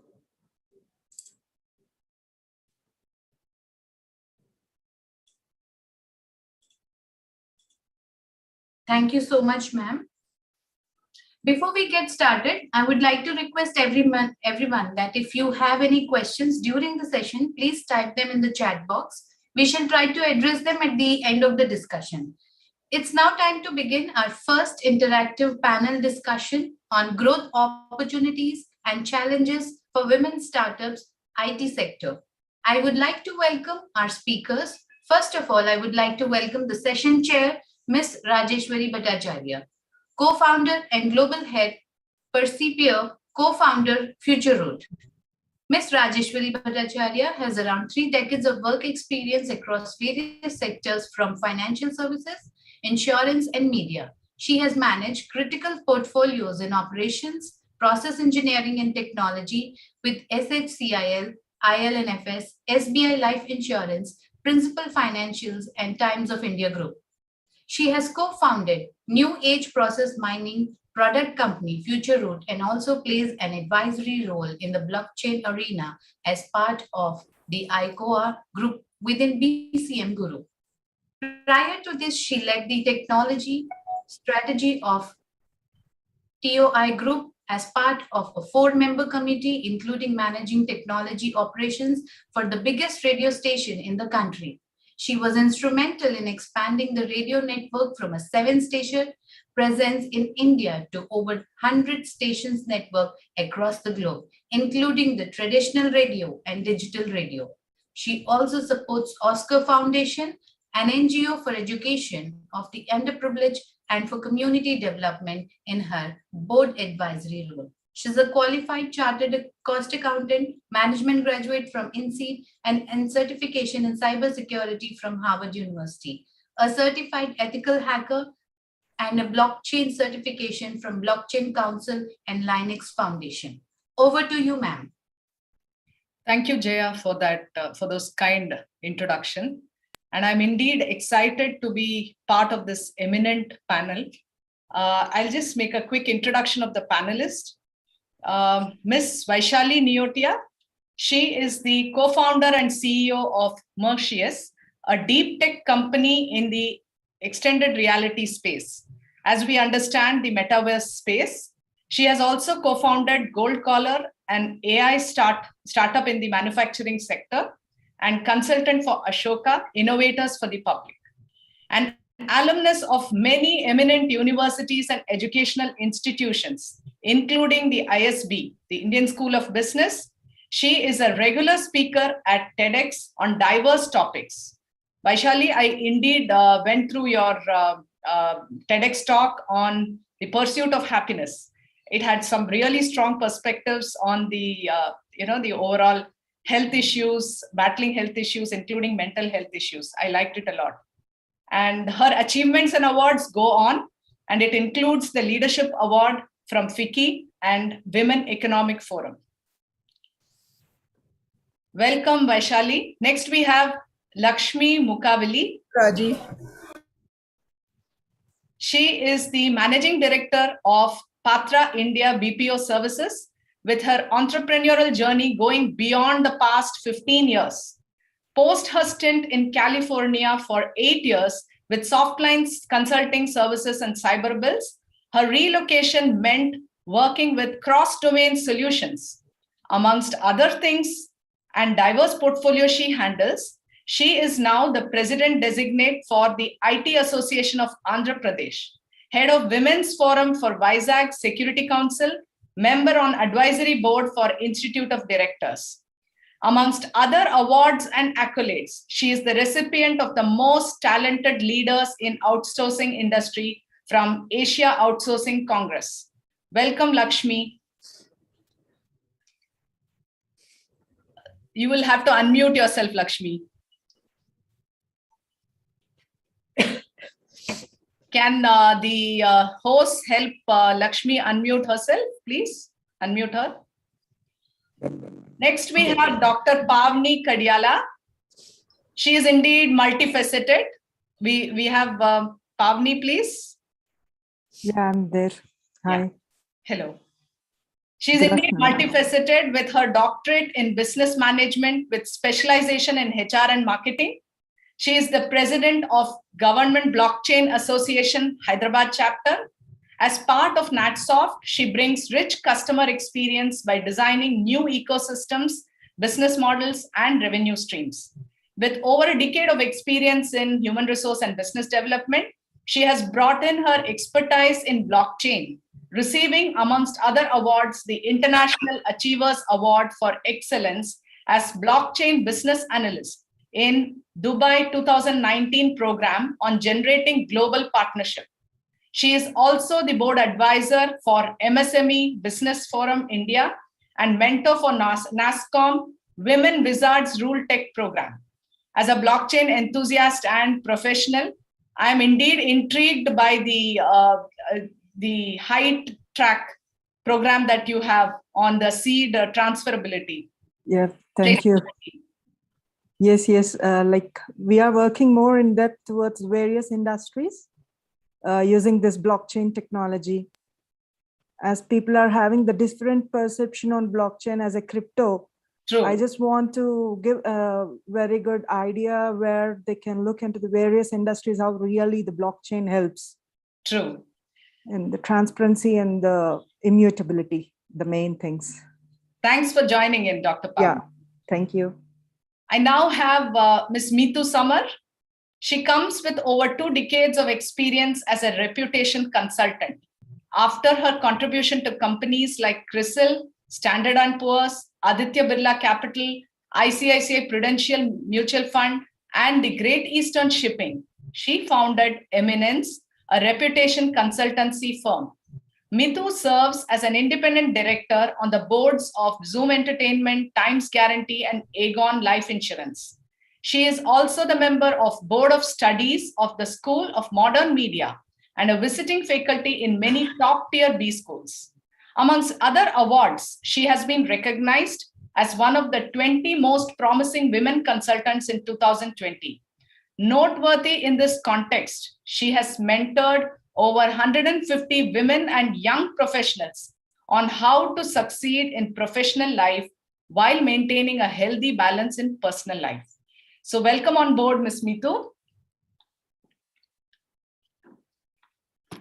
Thank you to the panel for joining in. And without much ado, I would want to jump into listening to your story on your corporate life, how you started the journey, how you went into entrepreneurial journey, and your journey, your progress this far. So let me invite Ms. Vaishali. Hey, thank you so much for that introduction, Raji. Am I audible? Because yes, Vaishali.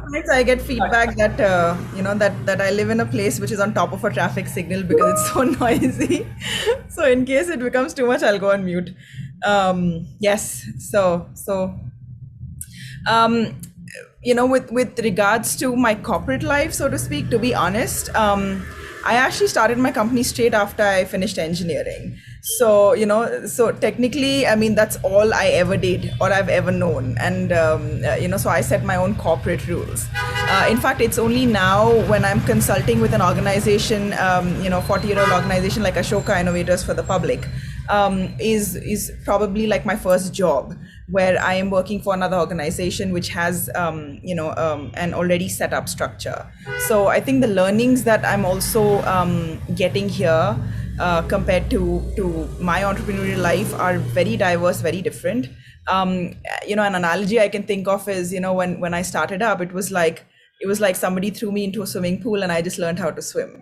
And going through this, and I'm sure, the other women on this panel, when you go through a corporate experience, it probably is similar, except that you're also, told, okay, this is how you put your hand, this is how you put your leg, this is how you swim, So I think that difference in terms of we end up achieving similar goals, we end up figuring out what we have to do, with the difference that this is more inherent or more organic, because I didn't really have a lot of guidance, and so on the con side, you end up often doing things in a way which may work but may not be the most efficient way to do things, for example.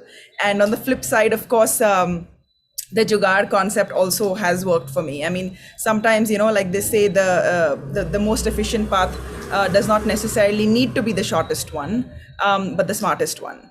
So, so it's sort of been a very interesting journey for me, both sides, starting my company, running with it, working with different organizations, going with a very, non-jaded perspective, so to speak, in a way which is so new that I am open to learning, I'm open to new ways of things.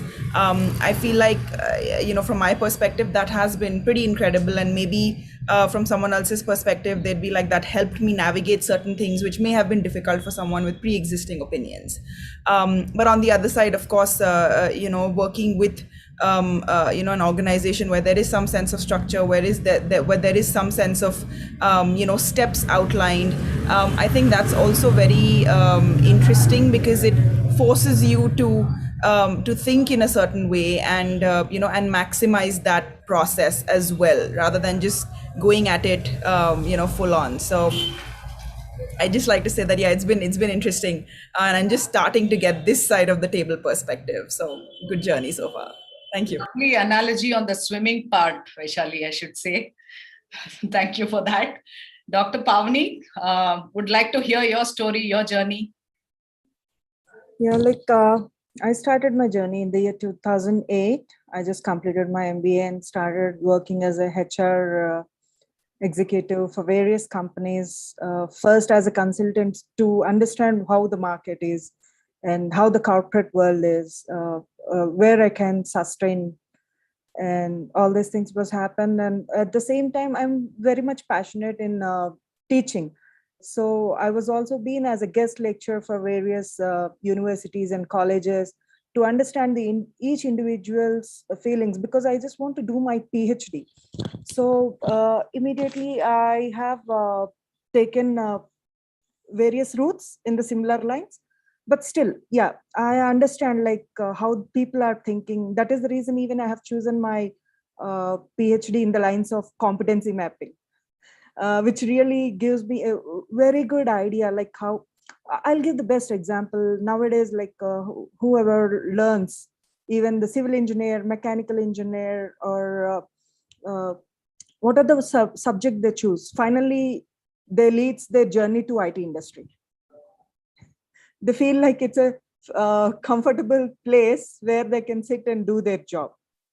But my expectation is when we are learning something from our, I can say from teenage, what we started learning, what we are encouraged to learn, passion to learn, definitely the students are getting diversified once they are reaching certain position. That which it leads something to study on that. So I completed my thesis over those lines. And in the year 2018, again, I just changed my career from HR to business development. as a business analyst. I understand the technology is getting enhanced and changed day by day. So started focusing on emerging technologies, mainly towards the blockchain. That is the area when I have started learning this. Immediately, I got an opportunity from USA, Mr. Gerard Dutch on the LinkedIn, who really gave a support for the women. He encouraged a lot, and he gave an opportunity people to start look into it, the blockchain and all. By that time in India, most of the people say, no, don't use blockchain word.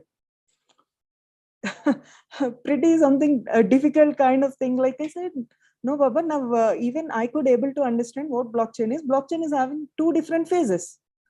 Don't worry, like you have blockchain in the sense only the cryptocurrency. I can't agree more, Pavni. Actually, coming from this space, I think there is a lot of misconception on blockchain being exactly. So he really gave me a very good sessions for 10 to 15 days. He made me to understand how really the industry helps, how the transparency grows. Again, in the year 2019 and 20, again, people start looking blockchain only in the supply chain area because of the transparency. Yes, I do understand the transparency is most important, and the supply chain is there in every industry, that which really gives a support.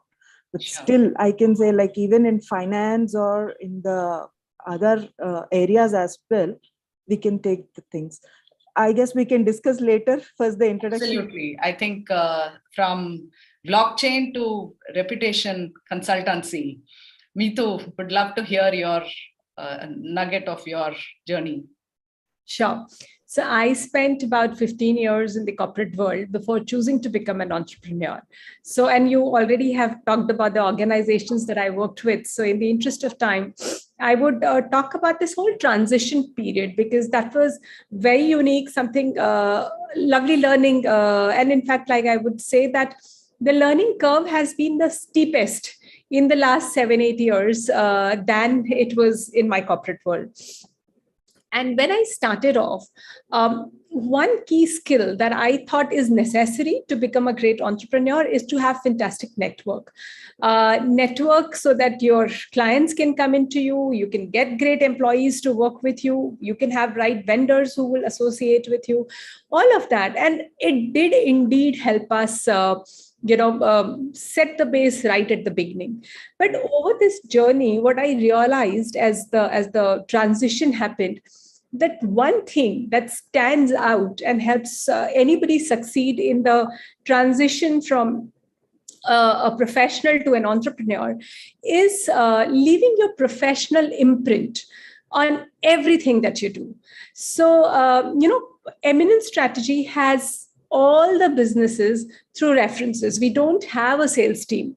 Everything is an inbound query that comes to us either as a reference from our existing clients who then refer the other industry players, or from my ex-colleagues, right? And every time an ex-colleague calls, they say that we know your work standard. And if you're maintaining even that at Eminence, we are quite certain that the standard would be something that will be a delight. And that's what I keep telling to my team members and also to my mentees, that everything that you do it so well that you leave your professional imprint on it, and then nothing can help you succeed better than a job well done. So that's been my learning, and that's something I wanted to share with you, all of you. Absolutely well said. Your work is your marketing strategy. Absolutely. Lakshmi, eagerly waiting to hear your story. Thank you, Raji, and a big hello to everyone who are on this session. So I feel like a veteran compared to all these people. I have like over 30 years, and most of my journey was with startups. I mean, though I was not like, employee number one or something like that, but, I did work up with startups. So, I mean, in the US, and then when I came here also. So this was not very different, even though I actually helped in starting the offices in India. It was a wonderful experience, really tough.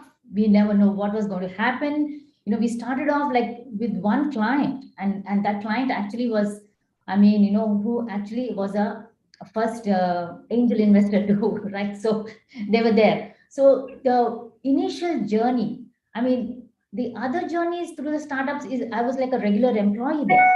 The thing is, you learn to multitask, and there are a lot of things not like the big corporate. And in fact, till now, it's only this company which has come at least to a medium size, because I remember so well way back in 2005, he started this company with 4 employees. And I still feel so amazed to say that in India, we are about 4,000 employees now.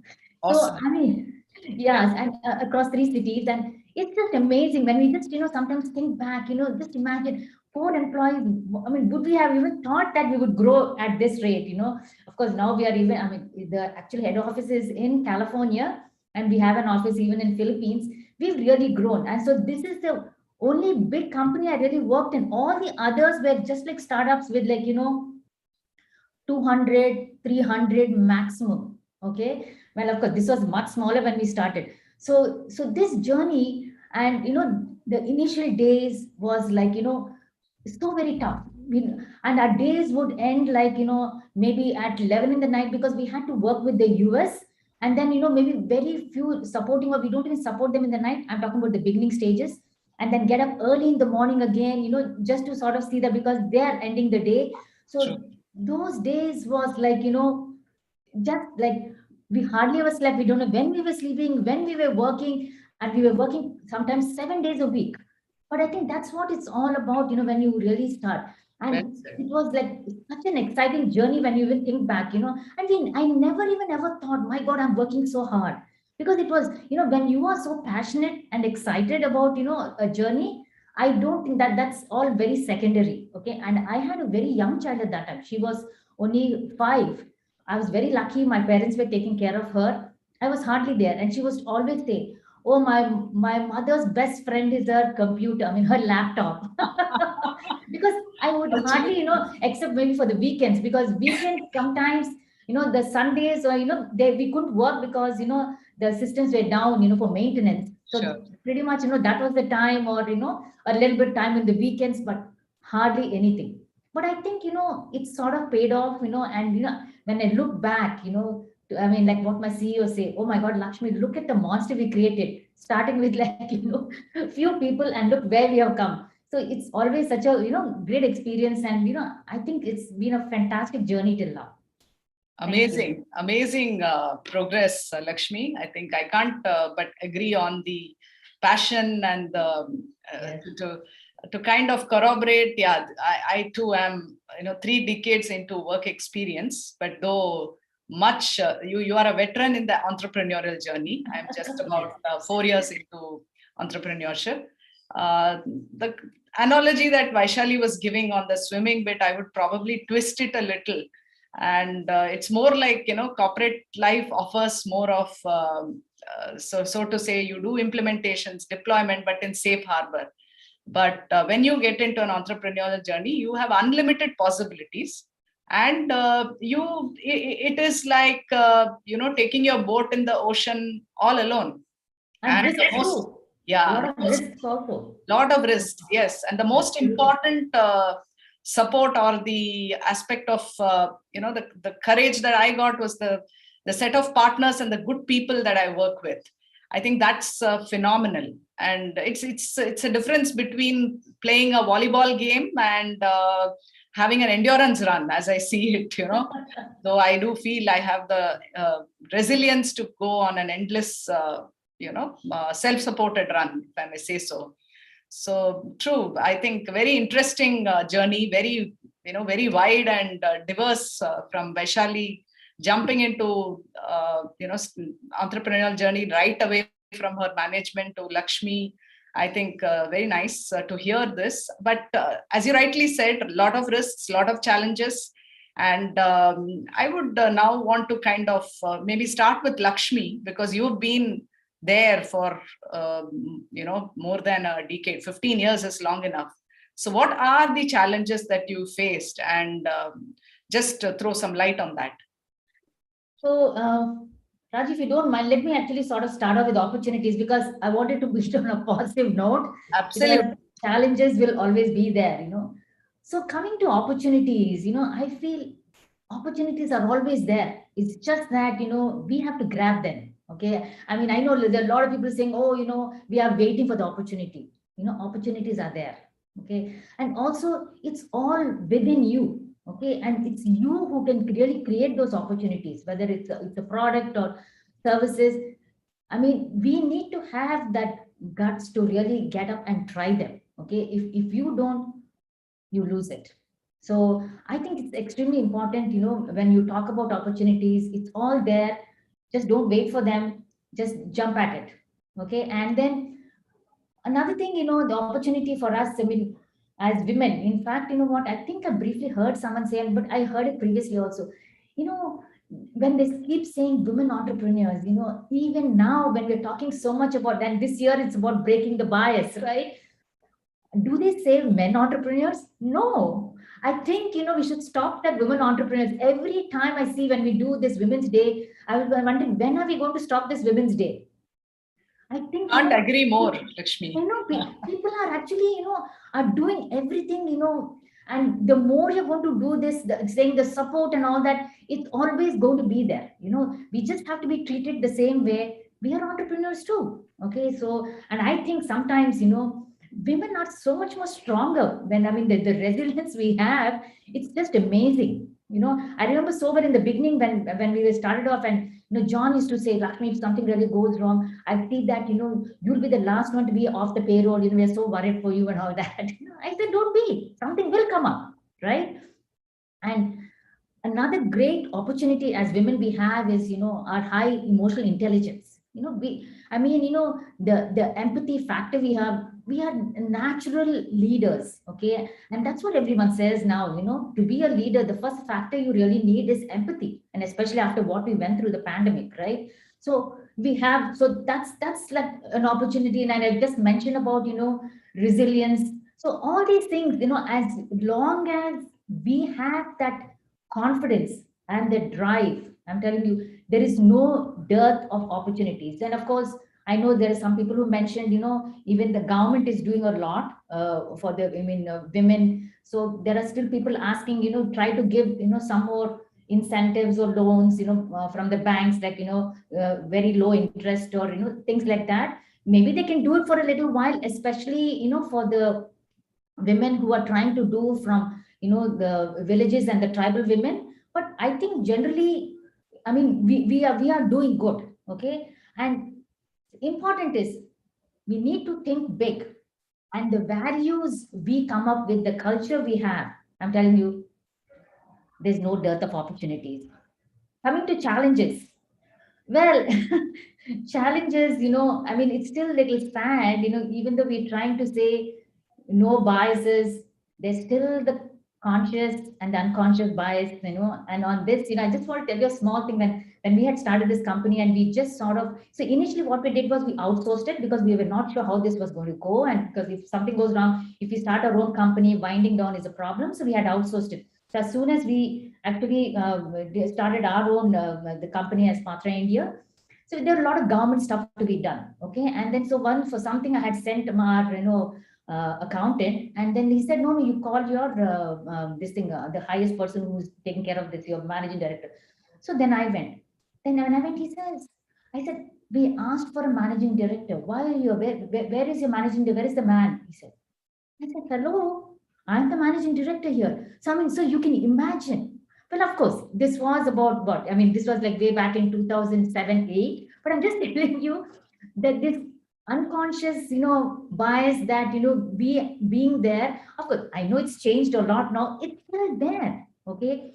And the pressure of, social expectation, even now, there are still people, even in our office, where if they're getting married or, they're having an issue, take care of the kid, ma'am, what can we do? There's pressure from, home, and how much we try to, convince them. But, we are succeeding. There are a lot of people coming back. And thanks to the maternity leave, which went up to 6 months. And of course, the pandemic did wonders, actually, to tell you the truth, especially for the IT and ITS. I know manufacturing struggled and the hospitality, but for the IT and ITS, working from home, it's just really done wonders. And, like we've been hiring, we've been getting business. no issues, except for the first few months trying to just settle down. Other thing, now people are talking about work-life balance. What work-life balance? I mean, especially for someone who've been in startups, there's no work-life balance as such. You just do what you can. When it's work, you work. When you have time, you spend time with your family. That's it. And I think, it automatically comes through.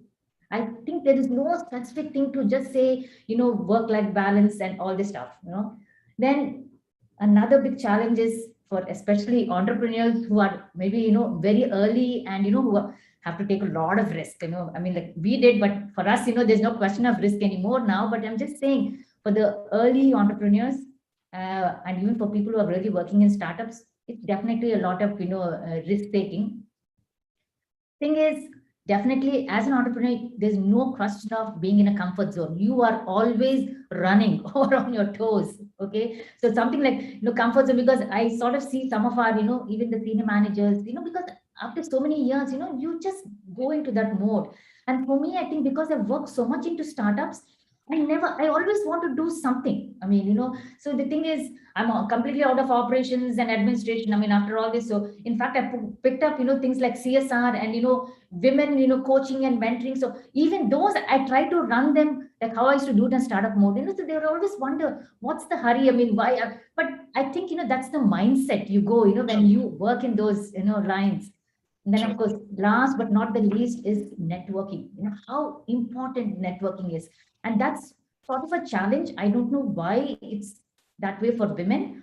Physical networking, especially, parties. I mean, I went through that in the beginning too. I hated late night parties. I don't drink. So that was an issue, especially because all my colleagues were in the US. They tried so many times trying to mix. I would never go that side. So these issues still, I think, the mindset have to change. I don't know about Vaishali because she's so young. Hopefully, she doesn't have those type of problems. And of course, the social media, people are coming out of it. Extremely important for, entrepreneurship that, you have to be on those because that's the way you get your visibility. And without visibility, you can't really advance. So these are my few takes on challenges and opportunities. Thank you. Great pointers there, the socio-cultural challenges, the networking. I am keen, Meetu, what has been your take on the challenges and, touch upon that? Sure. I think we have a group which is quite like-minded already. So yeah, the way I also look at challenges, okay, fine, it exists, but then what are the solutions around it? So the way, if I were to talk about challenges, I would bucket it under three, groups. First was self. All of us are always in self-doubt, right? And also the clarity in terms of, is this what I want to offer? Is this the problem that I intend to solve? And with continuous changes in information flow, continuous change in requirements, every time you are in doubt that the niche that you identified, is that good enough? Do you need to expand? Do you need to, retract? All that, right? So continuous self-doubt or self-introspection that is required, which kind of, brings in lack of clarity. And a lot of times we end up making incorrect decisions. So I think that is one of the big challenges that possibly all of us in some form or the other as entrepreneurs would have experienced. I experience it a lot. But the solution towards that I could find was around self-discipline. So having the clarity and also staying on to it, but also knowing that when to let it go, right? Not holding on because I have to hold on to this, right? So having that clarity is very important, and that comes from self-discipline. The second challenge I would like to highlight is around talent. And all of us, again, would be facing that challenge of having a great team or a talent, and none of us are enough, right? And we are nothing without our team, right? Like I strongly believe, and I keep telling this to my team also, that I am because you are. So, and eminence is because all of us are. So very, very important to find the right set of people whose value system matches with yours, or or the organizations rather, and also retain them.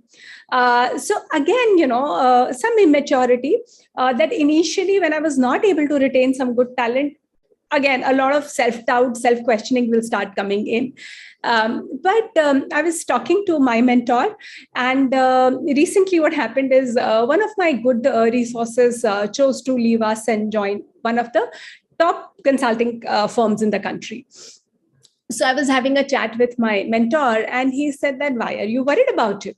You should be celebrating, pat your back, because you are doing such great training and giving such a fantastic exposure, despite being a smaller organization, that the world's largest consulting company is looking to hire talent from you. So, take a moment, pat your back. And I was like, oh yeah, so let's celebrate.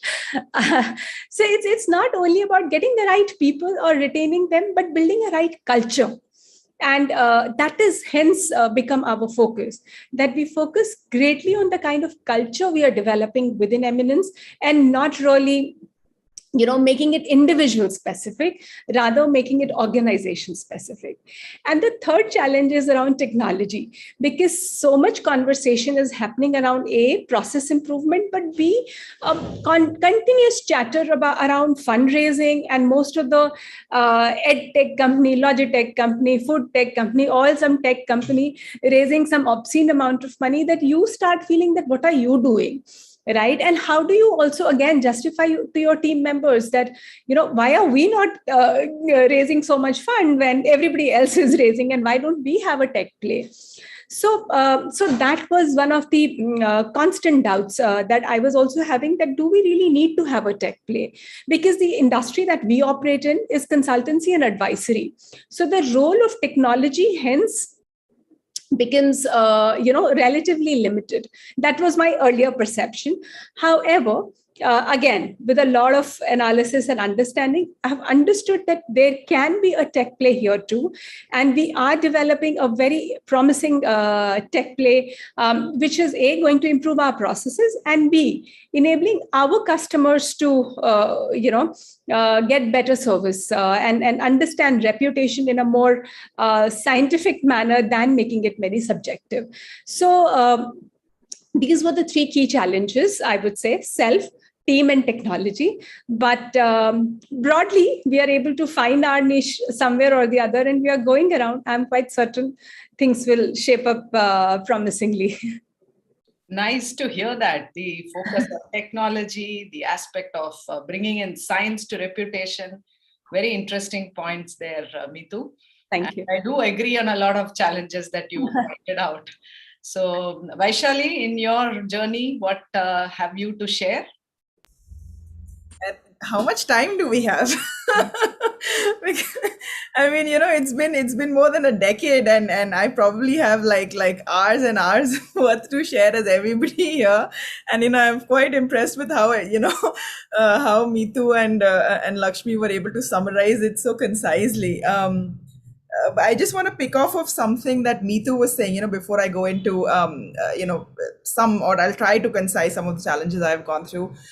Something she said about this perception around funding and this peer pressure, so to speak, in the media and all of this.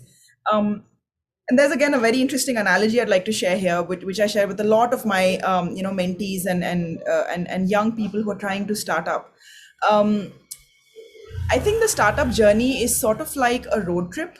So it's important to be fueled, and it's important to, make sure that the car doesn't stall. But the journey is not about how many petrol pumps you've gone to and how long you've spent there and how much you filled up, right?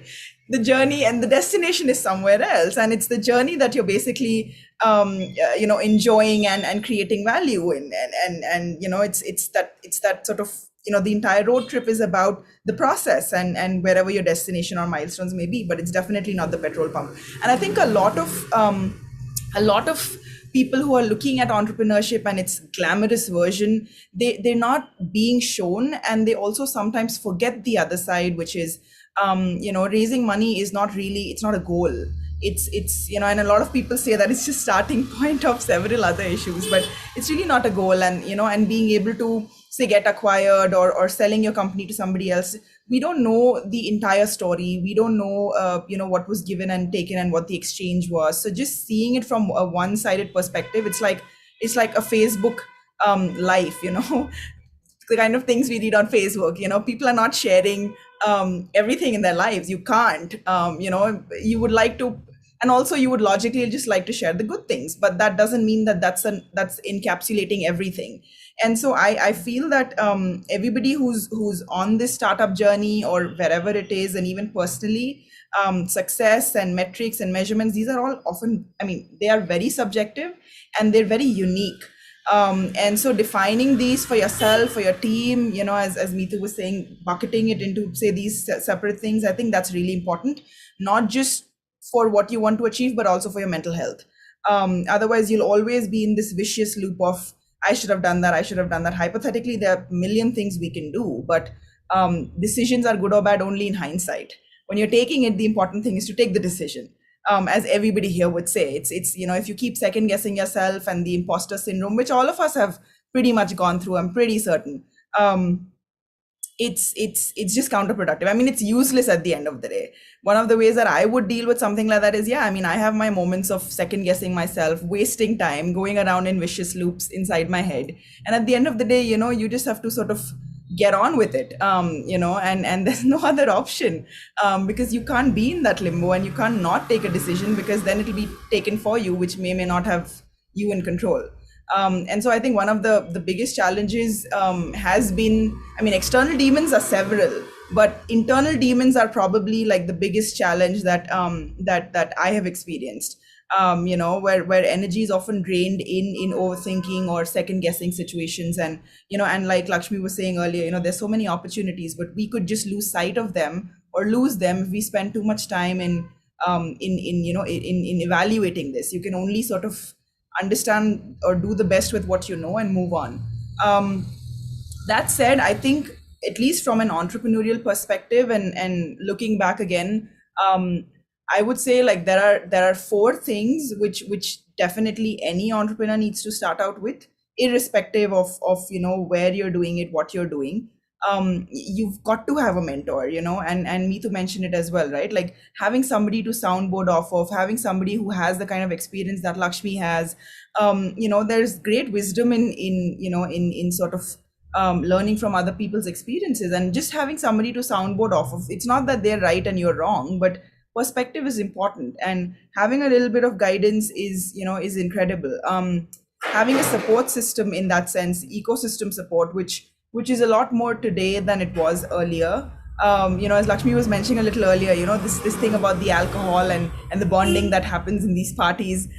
There's actually research which says people bond over collective sinning. So you'll see in a lot of offices, there is this smoking area and people are smoking and they're bonding. At parties, it's alcohol. So whenever you, and over gossip, for example, or, if you're introducing one friend to the other, you're the common point, and it'll always start with these two bonding by saying something negative about you, which is fun and in jest, but there's psychology behind it. We bond over collective sinning. So a lot of these things, understanding where you are and how much of this you want to partake of, or what are the other avenues of doing this, a lot of this really, that guidance really helps. So I would definitely say that having a mentor is very important, irrespective. Having money for sure, because, even if it's a tech startup, we imagine, when I started, we were like, hey, very little CapEx, we just need a computer. True, but to sustain, to be able to grow it to any level, to be able to hire the right people, to pay salaries, to not have to keep worrying about where, or whether we'll be operational tomorrow or not. It's very important, to be able to have your basics sorted. In any economy, in any situation, you only innovate and you thrive when your basics are taken care of. You can't expect people to be, creating rockets when they don't have food to eat, right? Like just as a very rough example there, but having a sort of a sound base to make sure that even you are not compromising. A lot of founders have this habit of not taking salary and constantly sacrificing. It's fine if you can manage, but you need to have some sense of where that's coming from as well, right? You also need to be able to function, and so I think that financial backing is very much needed, and if you don't have it right now and if you're unable to arrange it, then offset starting a company, delay it till there is some sense of that, because otherwise you'll be in a catch-22 situation. Often decisions taken will be out of desperation, and that's not very advised for this sort of a thing, right? And I'd also say that for any challenge, I think having the right mindset is important, and this is something we all learn from experience. But just having the reception, or the ability to be able to deal with things as they come, and the ladies here have already talked about that, right? Like challenges aate hain. I mean, you have to deal with it. So having that mindset that failure is okay, and again, society doesn't help, and failure is defined in so many ways, but failure is okay, and then how do you sort of get up and move on from there? Can't agree more mindset. On the mindset and the mentor accelerating learning. Mindset, the mentor, the money, and a little bit of masochism. You've got to be able to self-torture if any challenge has to be overcome. So yeah, that's what I would basically go with. Pavni, what is your take on the challenges?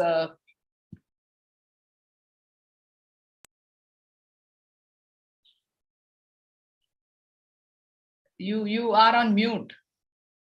You'll have to unmute yourself. Yeah, thank you. Like I was unable to unmute me. Yeah, most of the points have been covered, but just I want to give the basic of this. Like first, we need to support all the girl child to get educated first. That is the first and foremost thing that which I want to give the thing, because as an MSME advisor, I have observed many of the startups, women startups, who don't have the exposure. They are in the different industries. Like most of the women, I can say, either they go with the art and craft or the food items or the school educational background, these kind of businesses only, because they know what all the challenges and what all the opportunities that they can, because they are well experienced as a I can say as a woman, we know as a mother, as a sister, or as a friend, how we need to be. So that is the reason most of the women choose the areas where they are exactly connected with. But before that, definitely a girl child need to get educated first.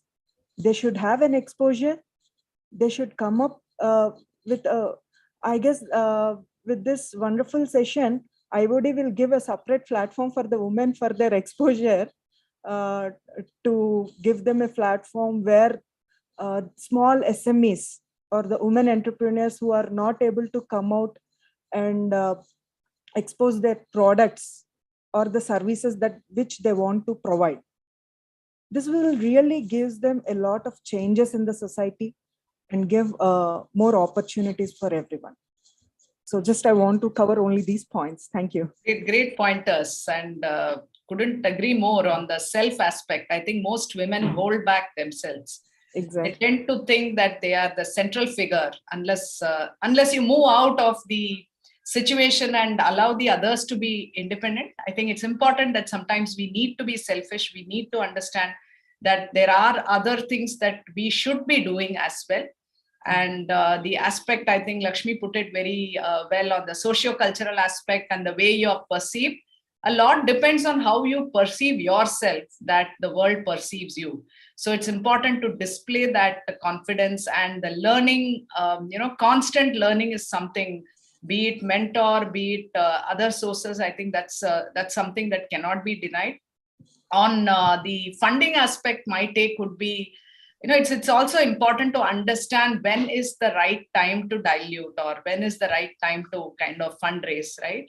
So otherwise you get into a raw deal. So, so to say, in the especially in the IT sector, if we see there are two separate kinds of companies, if I might put it that way, a service and a product.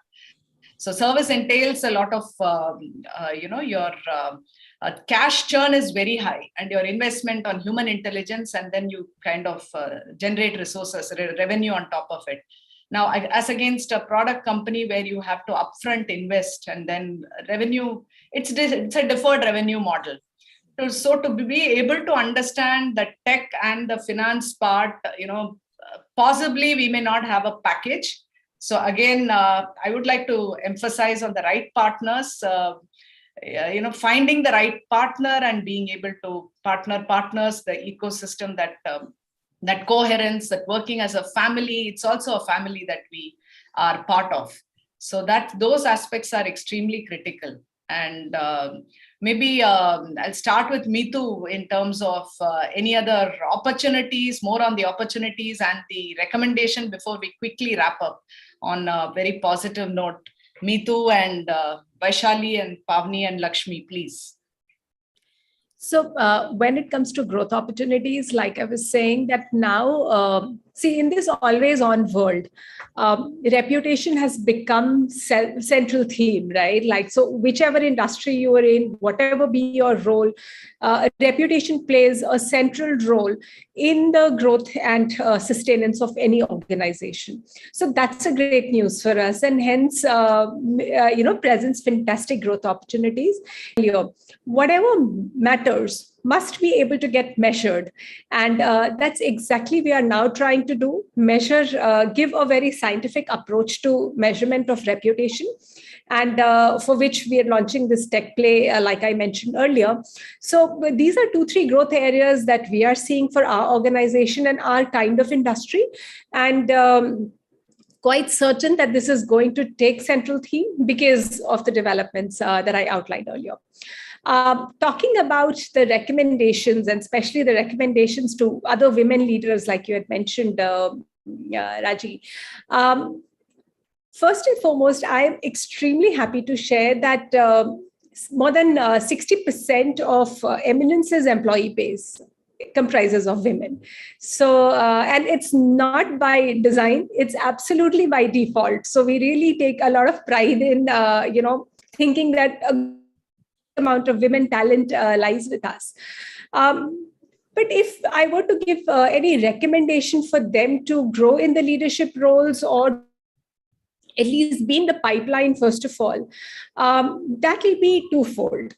Number one, that as employers, we have to be fair.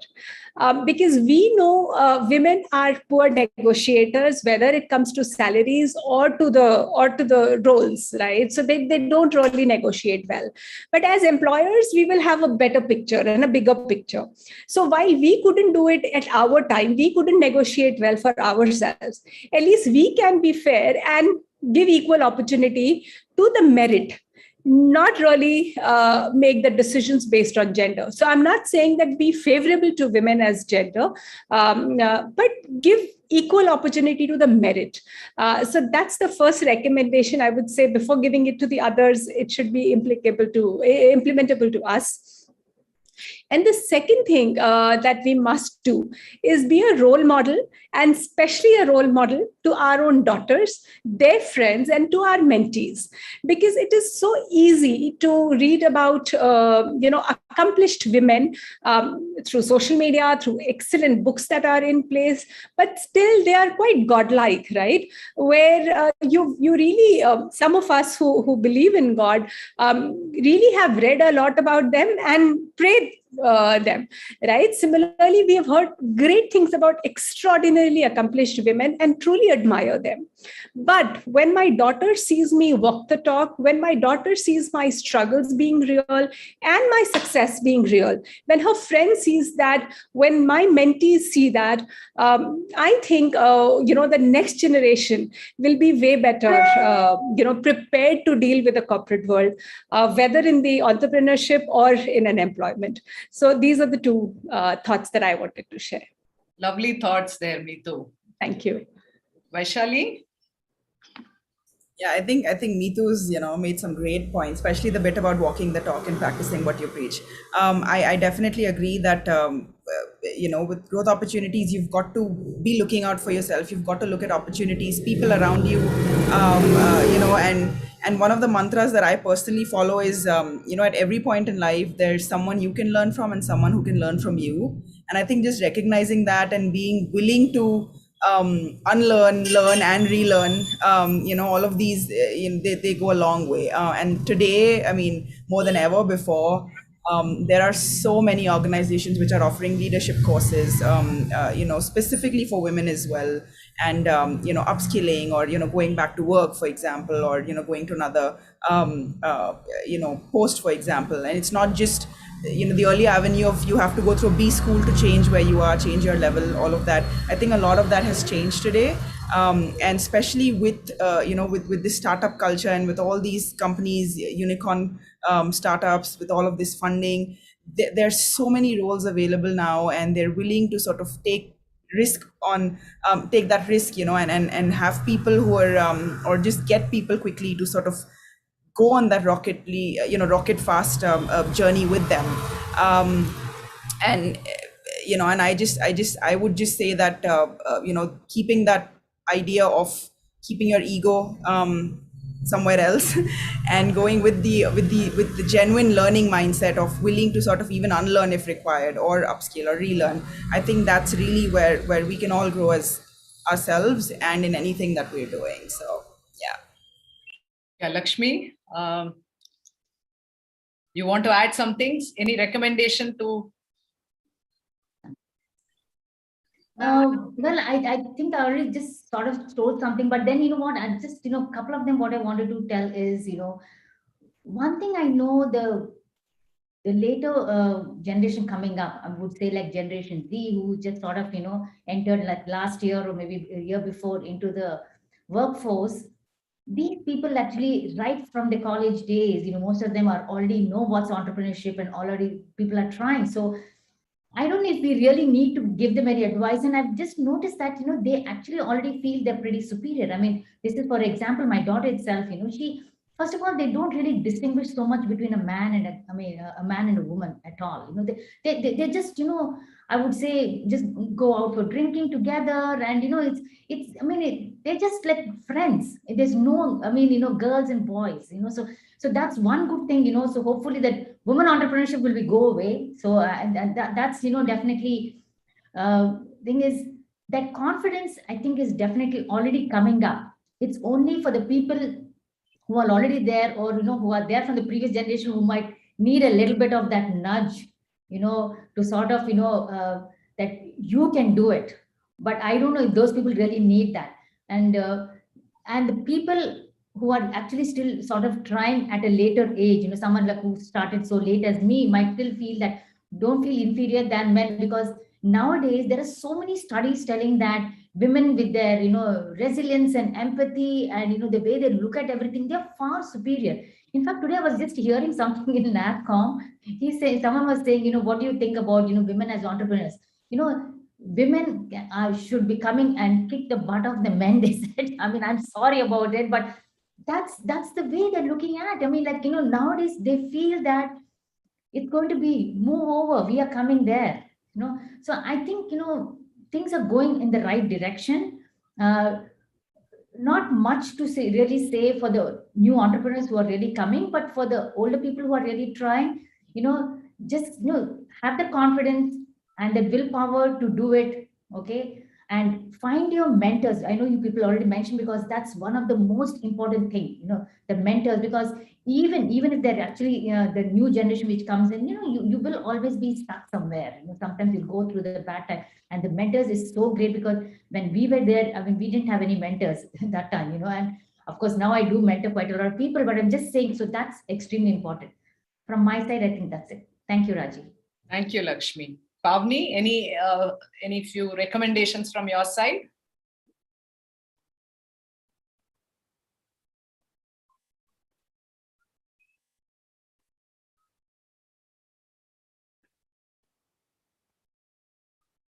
Yeah, thank you.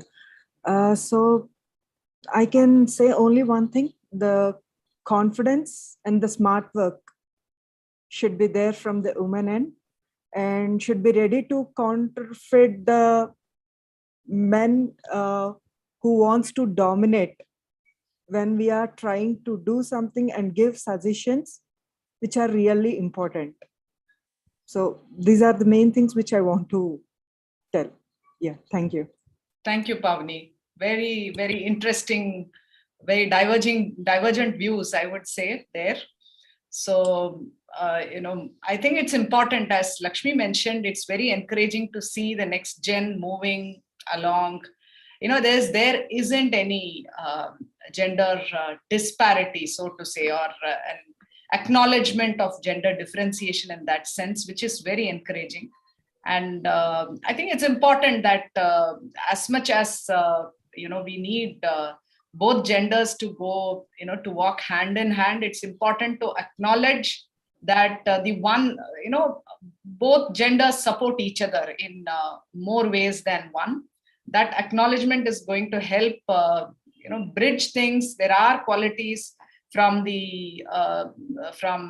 qualities within men that we still could imbibe, and vice versa. I think it has to be a coherent environment wherein we work hand in hand, and the next gen is getting it right.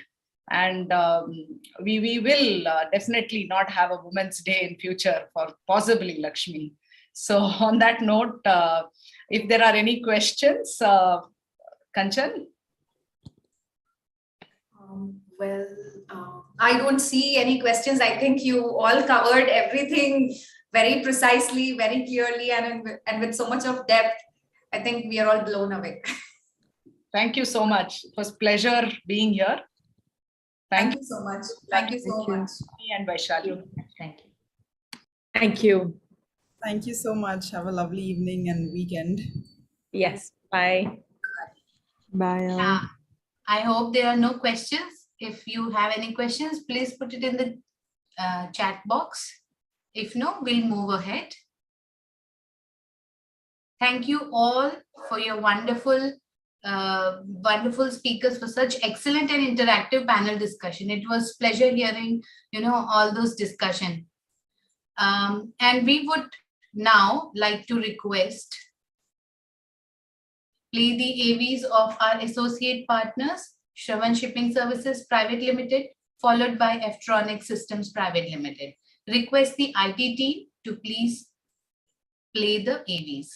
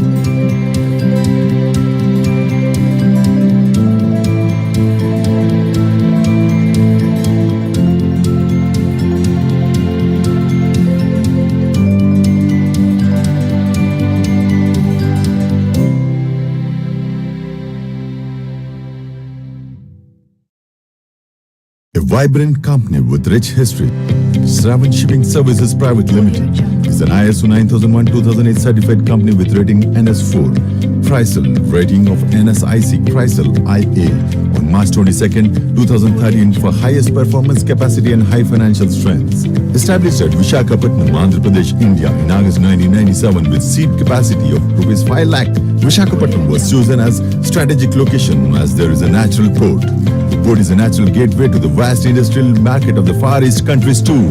Shravan Group has a large customer base covering various industries: fertilizer, raw materials, chemicals and pharma, food grains, coal, iron ore, steel, cement, petroleum products, sugar, paper products, etc. And has specialized in handling bulk cargo at Vizag Port and Kakinada Port. And containerized cargo at Vishaka Container Terminal Private Limited, Visakhapatnam. From roots in emerging markets, Shravan Shipping Services Private Limited, logistic chains in some of India's most challenging environments, offering unmatched personal services, a national footprint and customized capabilities in India. Shravan Shipping Services Private Limited is one of the India's leading providers of integrated logistics with more than 500 permanent and 700 contractual employees in Visakhapatnam and Kakinada. Shravan Shipping Services Private Limited is the first company in Andhra Pradesh to start state-of-the-art container freight station in private sectors in 2004 and serving its clients efficiently in containerized cargo, and also a leading warehousing services provided in private sectors in South India and having own warehousing facilities in Vizag, adjacent to Gangavaram Port and Kakinada to cater the needs of imports and exports to Vizag Port, Gangavaram Port and Kakinada Port, with about 10 lakh square feet of closed warehousing space besides having an overall 25 lakh square feet of open yard for stacking and storing of containers, bulk and break materials. Since its inception in the year 1997, Shravan Container Freight Station is having world-class infrastructure with refreshingly different players. Key role in the development of infrastructure facilities at Visakhapatnam and Kakinada of Andhra Pradesh state in the eastern region, complying to the best industrial standards, catering to the logistic needs and focused on outstanding services, designed as a gateway through which companies can manage their entire supply chain logistics. The logistics services of the company provides multifunctional facilities for storage, distribution, transportation, ancillary support services, and trade facilitations, all under one roof for end-to-end logistic support. Customers can count on us and expect a performance which outclasses the most important players in the market. Objective assessment shows time and again that Shravan Shipping Services Private Limited has mastered the logistics trade. Our other business verticals are stevedoring, shipping agencies, cargo handling, and warehousing, custom house agencies, and end-to-end logistics services. The growth story has never been a cakewalk. Many factors has contributed to it crossing milestones with excellence, with preferred ideal CEFS for trade in its hinterland covering 7 states with 700 kilometers. Shravan Shipping Services Private Limited has indeed come a long way. There's much more to happen in coming days. Growth can be seen from the way the business looks with its new thoughts and new segments are lined up for the expansion. Being the logistic leader in Visakhapatnam, the aim of Shravan Group to create logistic facility in the entire East Coast ports in India. In this connection, the first phase, Shravan Group investing around rupees 390 crores for the established logistic facilities, for which our group already signed Memorandum of Understanding with the Andhra Pradesh State Government under the 2016 CII Partnership Summit.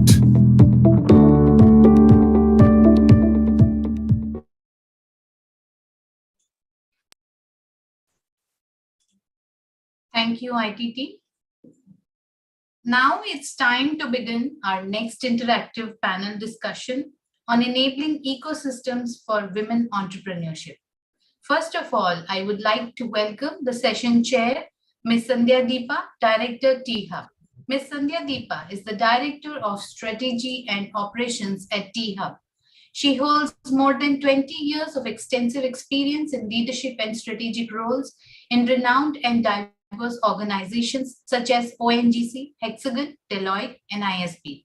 She brings deep experience in developing, leading, and implementing strategy and priority initiatives, enabling business planning, nurturing key stakeholder relationships, delivering business insights, and people development. At T-Hub, she is focused on creating a robust ecosystem for early stage startups to help accelerate their growth by bringing together startups, corporates, investors, and other ecosystem players. She drives alignment across business units for achieving business objectives, creates enabling process, and drives excellence through identification and execution of high priority initiatives. Now, I request Ms. Deepa to initiate and proceed with the discussion. Over to you, ma'am.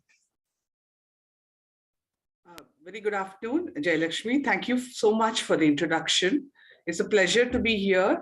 And it is with great pleasure that I would like to now introduce my co-panelists who all have come with really stellar achievements in different across different walks of life through what I would call the road less traveled. So, probably I'll start off with Leela Raniala. She's the director of Lee Pharma. Welcome, Leela. Leela is a US FDA and EU GMP approved. She is the director of Lee Pharma, which is a US FDA and EU GMP approved pharma company with presence across manufacturing of APIs, semi-finished dosage forms, and other finished formulations.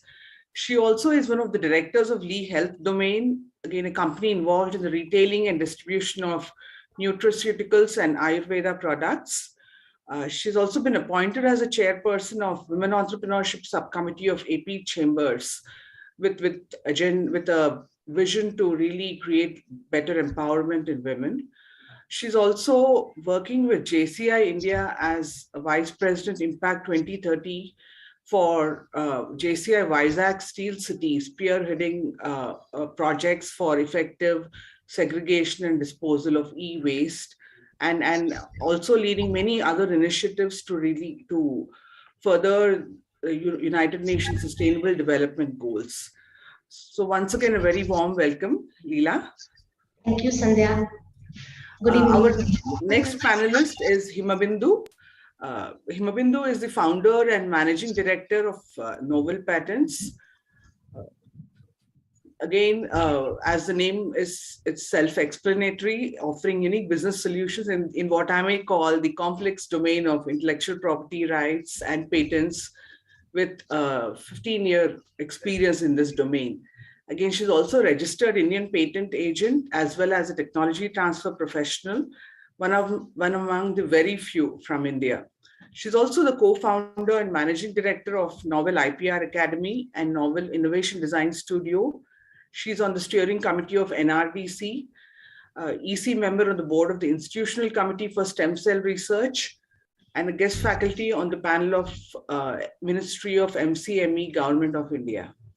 She has been awarded with Exceptional Women of Excellence by the Women's Economic Forum at The Hague, and has many other accolades to her credit. A very warm welcome, Hima. Thank you so much, Sandhya. Then our next panelist is Meghna. Meghna Khan is the founder of MK Counseling Services with a professional journey dating more than 20 years in the education industry, navigating different roles across different functions in the education industry, backed by a global experience across education startups, corporate houses, NGOs, and other international institutes across multiple countries. She's also a certified life coach and a career counselor with significant experience in this space. She has, after more than 15 plus years of working in various organizations, she has taken the plunge, and she had, with the starting of her journey and really focusing on providing career guidance, counseling, and coaching. We'll hear more from Meghna, I'm sure, as we go forward in the discussion. A warm welcome, Meghna.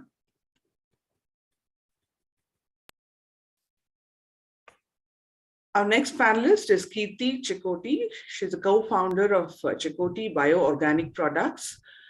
She is also an executive member of the Confederation of Women Entrepreneurs, where she trains and guides new entrepreneurs. She started Czech Organics in 2016 with the focus of directly selling organic produce to the consumer. She has been into organic farming for the past 14 years.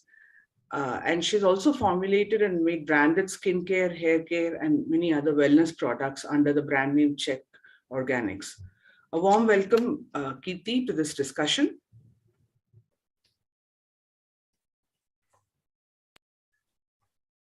Thank you again, everyone, for being a part of the panel. A warm welcome to the audience.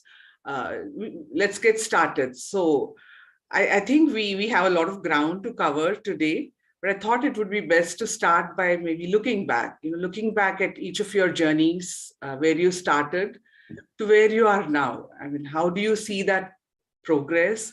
What are some key things that stand out for you, key moments, milestones, which would probably set a good context to what we could discuss in the next several minutes? So yeah, I mean, maybe we could start with you, Leela. Yeah, good evening, everybody. Good evening to all the distinguished members here. And if there are any students or people who are aspiring to, start a startup. So first of all, let me tell you, I am from a family business.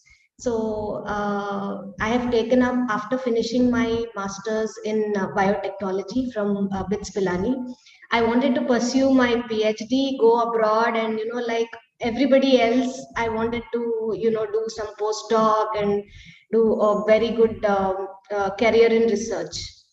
But then I realized that this company, which was founded by my parents, so both my mom and dad, so it was really there the pillars of foundation on which this company is laid today. And we are two of us, my brother and myself.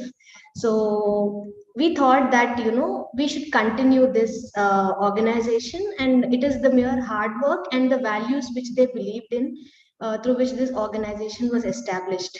So I stayed back. I joined the company as an employee. So so I will tell you how this is related to a startup. So this is also a kind of startup to me, because I just joined as an employee, and how I actually paved a path where I have finally reached a position of a director. So it was initially very tough, because being a biotech student, and I just jumped into pharma, and more into the technical part of it. I was into the regulatory. So I was actually sitting at the table and compiling all the dossiers and all the files of the product which we're going to register in different countries. So I've learned it, the proper bench work.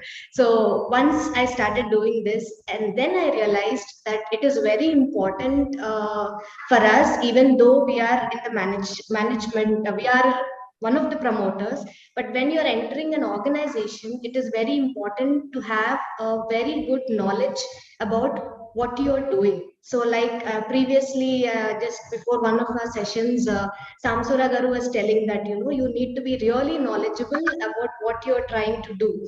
So, so I thought I need to equip myself. I need to understand what this is all about. So pharma is a related field to biotech, but I'm totally not aware of the pharmaceutical formulations. So it was right from beginning, right from the production house, going to the machines, learning how the machines work, learning how a tablet is formulated, learning how a capsule is produced. So all these things are a good learning experience, and over a period of time, you understand the nuances of the business. So this is how, almost like for the last 15 years, I have come to this position.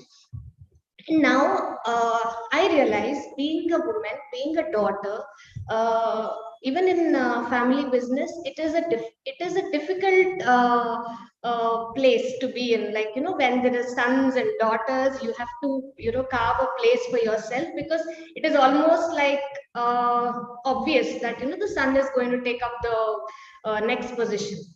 But my parents were different. They are different. So it is merely on how you work on yourself and how you create a place for yourself. So that is what I would like to share with everybody, that it is within us to understand where our challenges are, where our opportunities are. Everything is there around. So it is us who have to pick up these opportunities and just take it over from there. So this is a very regulatory, because this is the healthcare sector. There are a lot of compliances. There is a lot of regulatory requirements, and quality is the utmost thing which we need to adhere to.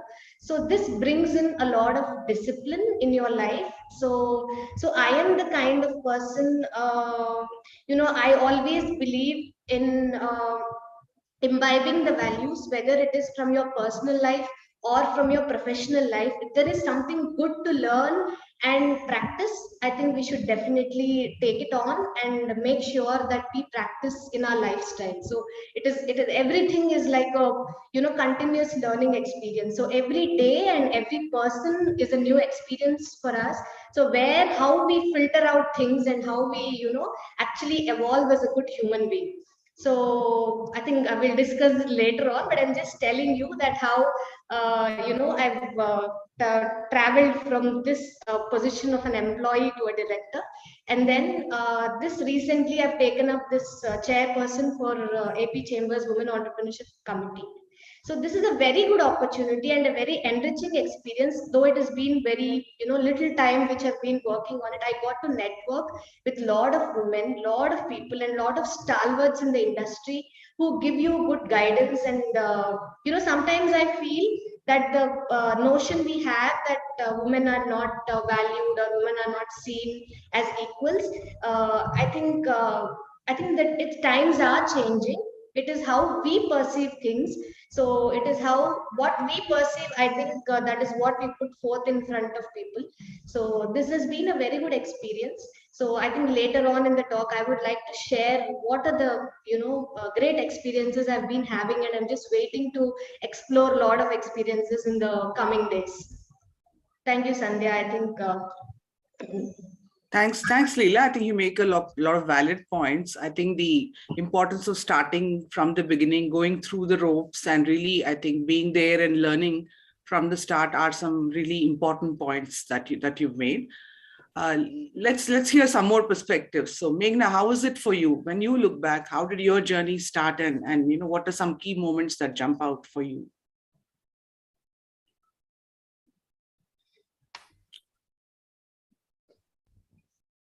Meghna, I think you're on mute. Hey, Sandhya, every time I'm not able to unmute myself, so I was not able to interact with you. So thank you so much. I would like to re-quote, like you said in the beginning, that the road less traveled. So my diary says that I took the road less traveled. And it's a nice coincidence. I didn't know about that for sure. Yeah. So, and I loved it because, as soon as I saw this, I thought it's a part of me.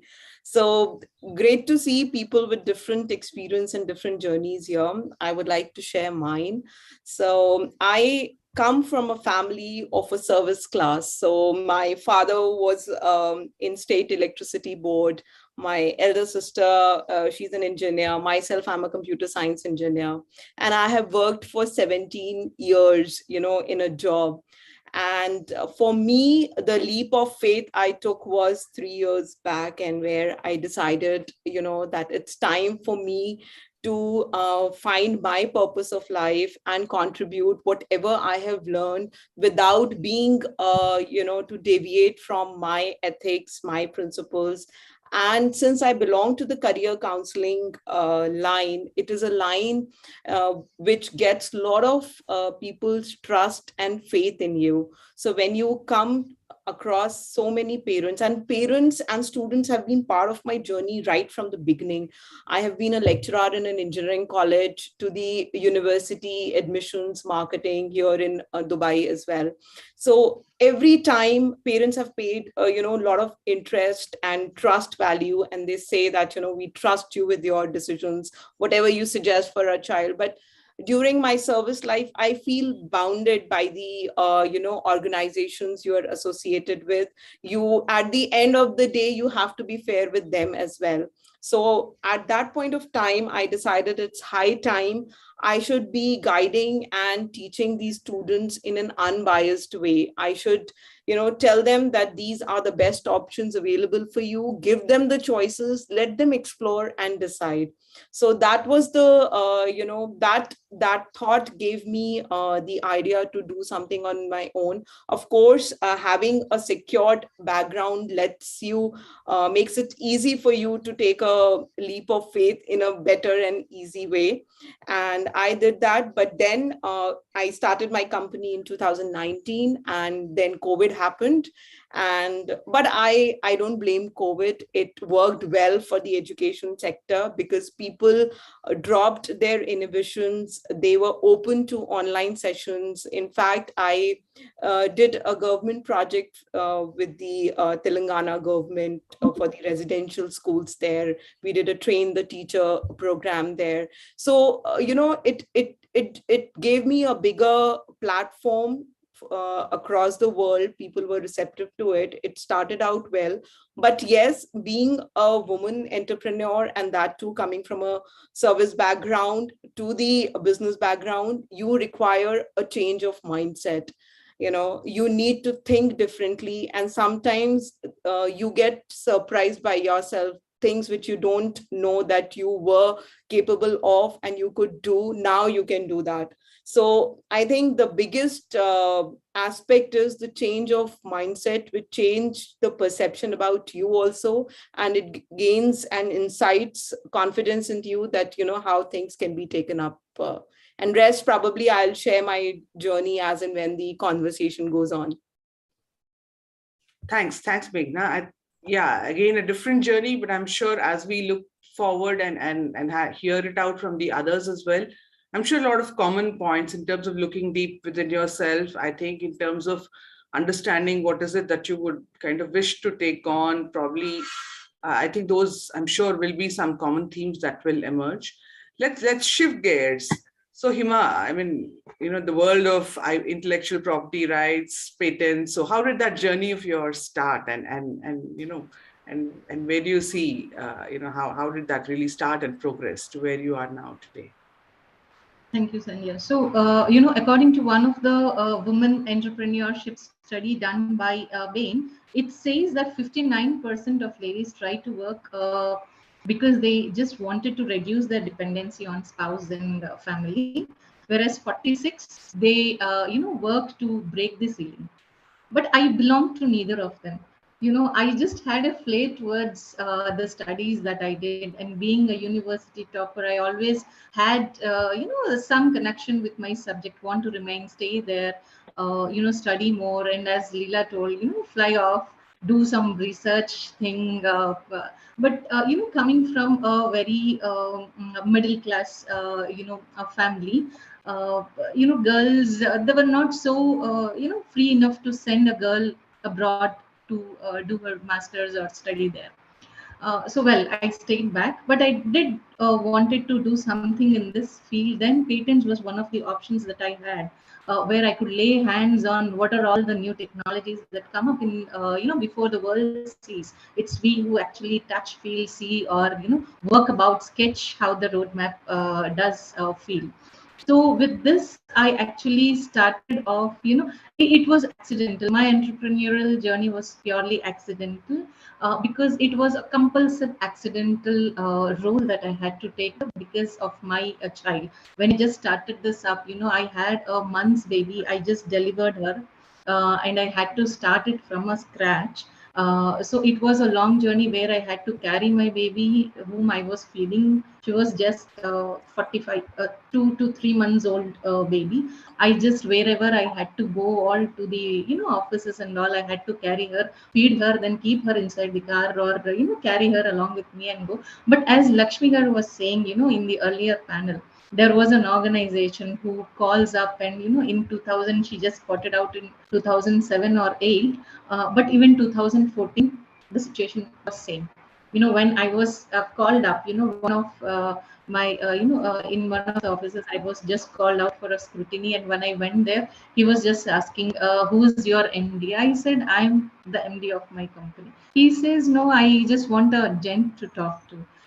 So I just was little apprehensive because my job or my role never demanded a gender-based structure of work. Neither our roles actually demand that this job has to be done by a male or female, but yet the society sees. So it was these sort of smaller barriers that I had to break. But the other barrier that I had was, understanding people what sort of a work that I do.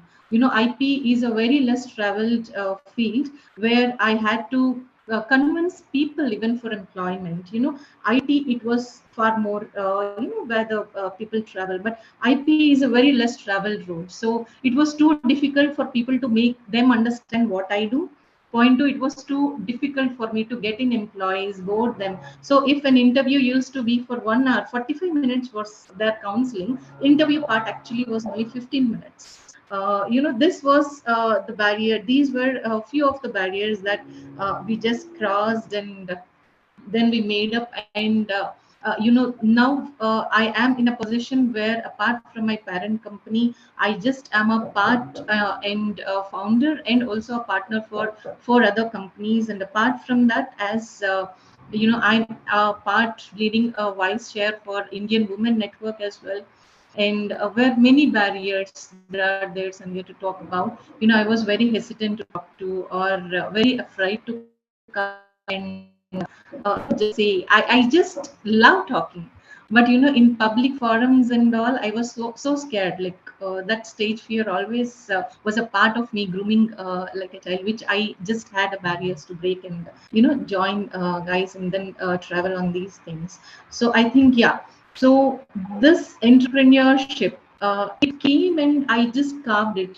It was not something expected or carved by me, but whatever comes to me, I took it in a positive note, and I just carved my space in whatever comes on my way. So I think that this is a place, or we ladies, or anybody, for instance, should have this sort of a sculpting, where you sculpt your own lives and you create your own paths. Nobody will get you a chair, but we got to create our own spaces, or our own places where we could come, excel, and inspire others. So with this, I just start off, and we'll just be more interactive in the coming discussions. Thank you. Wonderful, wonderful. I think, Hima, you make some really great points. I think it's about carving your own space, understanding what you really want to do, what interests you, and even incidentally, coincidentally, you land up in that space, but it is also about how to make best of those opportunities. And you also bring out a very pertinent point, which really is at the heart of this discussion, is also about some of those barriers or biases that come along the way. So what you mentioned, there are a lot of conscious biases, but many unconscious biases as well, that a lot of us, almost everybody in this space, has to surmount at some point of the other as you go along this journey. So that's I think, hold that. I think that's an interesting theme for our next segment, but certainly very pertinent points. Thank you. So Kirti, let's move on to you. I mean, how did Check Organics happen, and how did you take the plunge, and how has your journey been? I've been abroad for more than 16 years in Africa. I was actually into my business, supporting my husband into food processing. So every year, as we come for a holiday, in 2016, I've come for a holiday. And when you are abroad, you try to accumulate as much as investments possible in India. So that's how I purchased a land of 50 acres as an investment in my retirement plan. In 2016, what happened was, because I had my farmland, my father, who also is foreign returned, didn't want to keep it idle. He wanted to do agriculture in his retirement plan. So my retirement plan has become my father's, actually. So he started agriculture, and we are certified organic. And we've been doing agriculture for more than 2000, from 2006.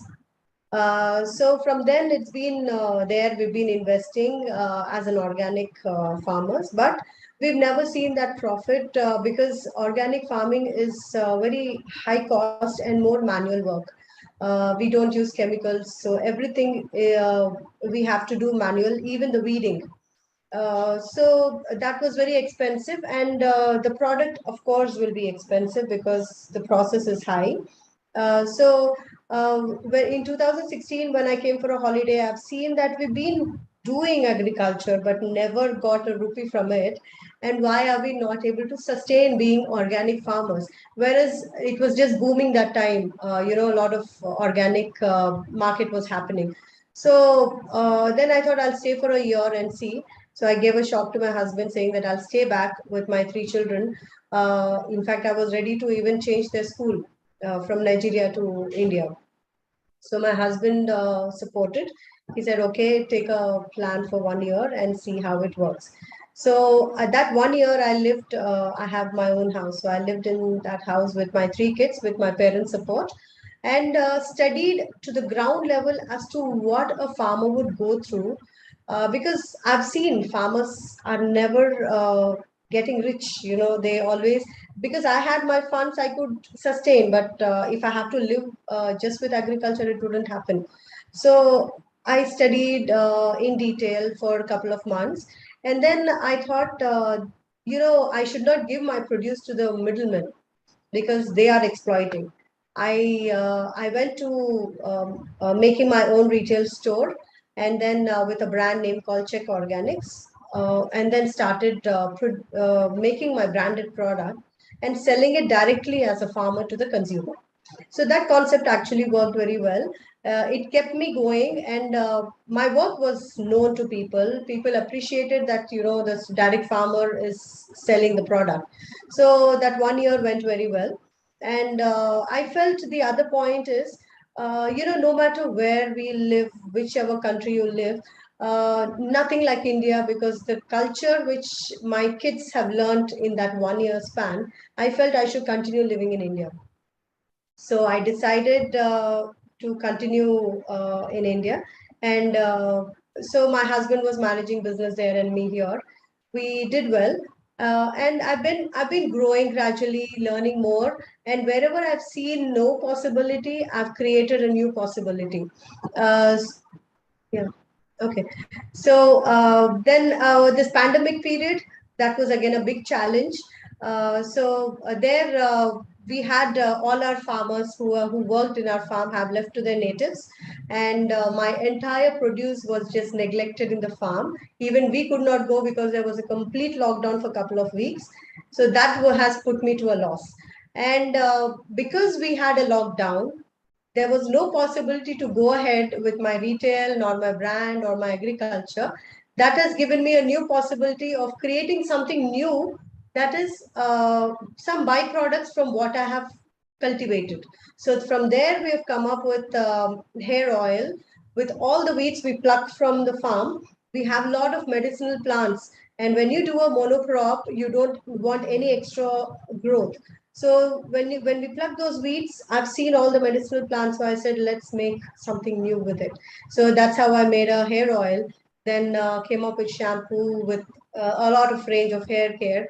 Then with the turmeric, I cultivated the pulses, and the rice I cultivated because we had no other option. So we came up with byproducts of skincare, hair care, and wellness products. So I'm very popularly known for a miracle fruit called noni, which we actually started cultivating in 14 years back. But then from there, we've been the only brand who makes every product with a miracle fruit and combination of herbs. So it's me and my husband had left his business in Nigeria, came back to join and support me. So it's been 3 years he's joined me in the journey. So we both are working together for the brand. Lovely. What an interesting journey. Fantastic. Thank you. So we've heard, multifold perspectives and so many rich, I think, threads that emerge from, all of your journeys. But some things do stand out as common challenges. Hima, you touched on a lot of those. I'm sure each one of you, all of us on this panel have encountered those as we have tried to, progress on our journeys. So maybe let's take some time to talk about, what those challenges were. I'm sure there are many of those which are common. Some of the lessons learned. So as there are many aspiring entrepreneurs, women founders, students, what could be some lessons that could be offered from this journey of each one of you? because also the power of these kind of networks is that one doesn't have to go through those challenges or those obstacles over and over again. There is a lot of benefit to learn from people who've already gone through those. So I think that's an important contribution that we could have in terms of offering some of those lessons learned to the audience and the participants. And also, yeah, some things on maybe how we could have done differently, because some of those, it is easier on hindsight to see, yeah, now some things look much clearer. I think those 2-3 are some thoughts. We could just use some time, take a couple of minutes, each one of you, to share what those, thoughts, ideas around lessons, challenges, and, along those themes. I mean, whoever wants to go first, yeah, we can just, take it in a very organic way. Yeah. Can I? Sure, go ahead. So when I came to India in 2016, the country was completely new. Just don't know where the country is going. Coming to a holiday and living back in the country is totally different. So I have actually learned that women empowerment is something happening which I've never heard in any other country, nor that much support given. So I have joined COVI, that is Confederation of Women Entrepreneurs. One of my friends told me. So that has given me a platform to actually understand the trends and the market happening in India. And I think I was at the right time in India. So from there, I took it forward. But coming to the challenges, yes, as a woman, there are restrictions to going places and leaving the children. But as a great support, if parents are there or your spouse is there to help you, that's a good thing. But I don't see, except if you have the drive in you, you can just take it forward to any greater extent, and nothing should stop us in case you're very focused on what you want to do. Great. I think you made a valid point. Certainly, I think support of one's family is one of those single most contributing factors to a successful journey. And also, I think the other point that you touched upon in terms of, I think, the power of a network, the ability to build a network of peers.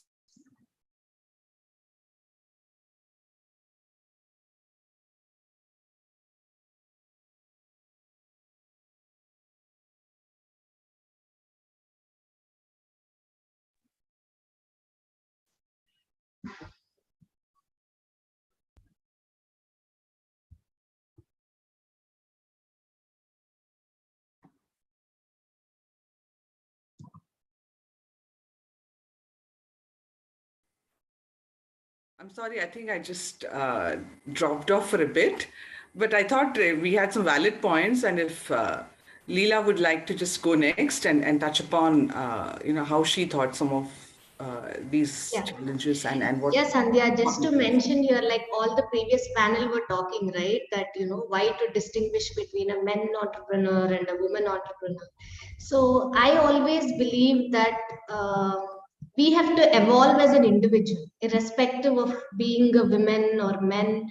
So for me, I think as an individual, I feel the challenges are our habits. So how we bring that discipline into our life. So how we do the time management and how we bring in that inclusiveness. So where we not only think about how as an individual we are growing, but what impact it has on the organization, what impact it has on the society as a nation. So that is a kind of a circular loop. So whatever, I think, especially with times uncertain now, I think it's more important to be deep rooted and understand how our values and our nature and our decisions make an impact on the society. So for me, I think the biggest challenge was to bring in discipline in life. So I think when discipline comes, then there is hard work, then there is commitment. All these things happen. So how there is a habit forming for a physical thing, like, you start exercising every day, that is a habit. You start reading every day, that is a habit. So how you condition your mind, I mean, how you nurture that good values in your mind, that conscious and mindful thinking every day, every second, in whatever job you do, be it is a personal work or a professional work or some product which you're bringing in. So if there is that mindfulness in whatever you're doing, that specific concentration which you get into that job, I think when as an individual we are able to do that single-minded focus in whatever we are doing. So I think that develops within a period of time. So that is what I think everybody, all of us, have to consciously and continuously work on. So that's what I think is the biggest challenge. Great. I think that stands true. I think in terms of prioritization, in terms of being able to focus on the single most important thing.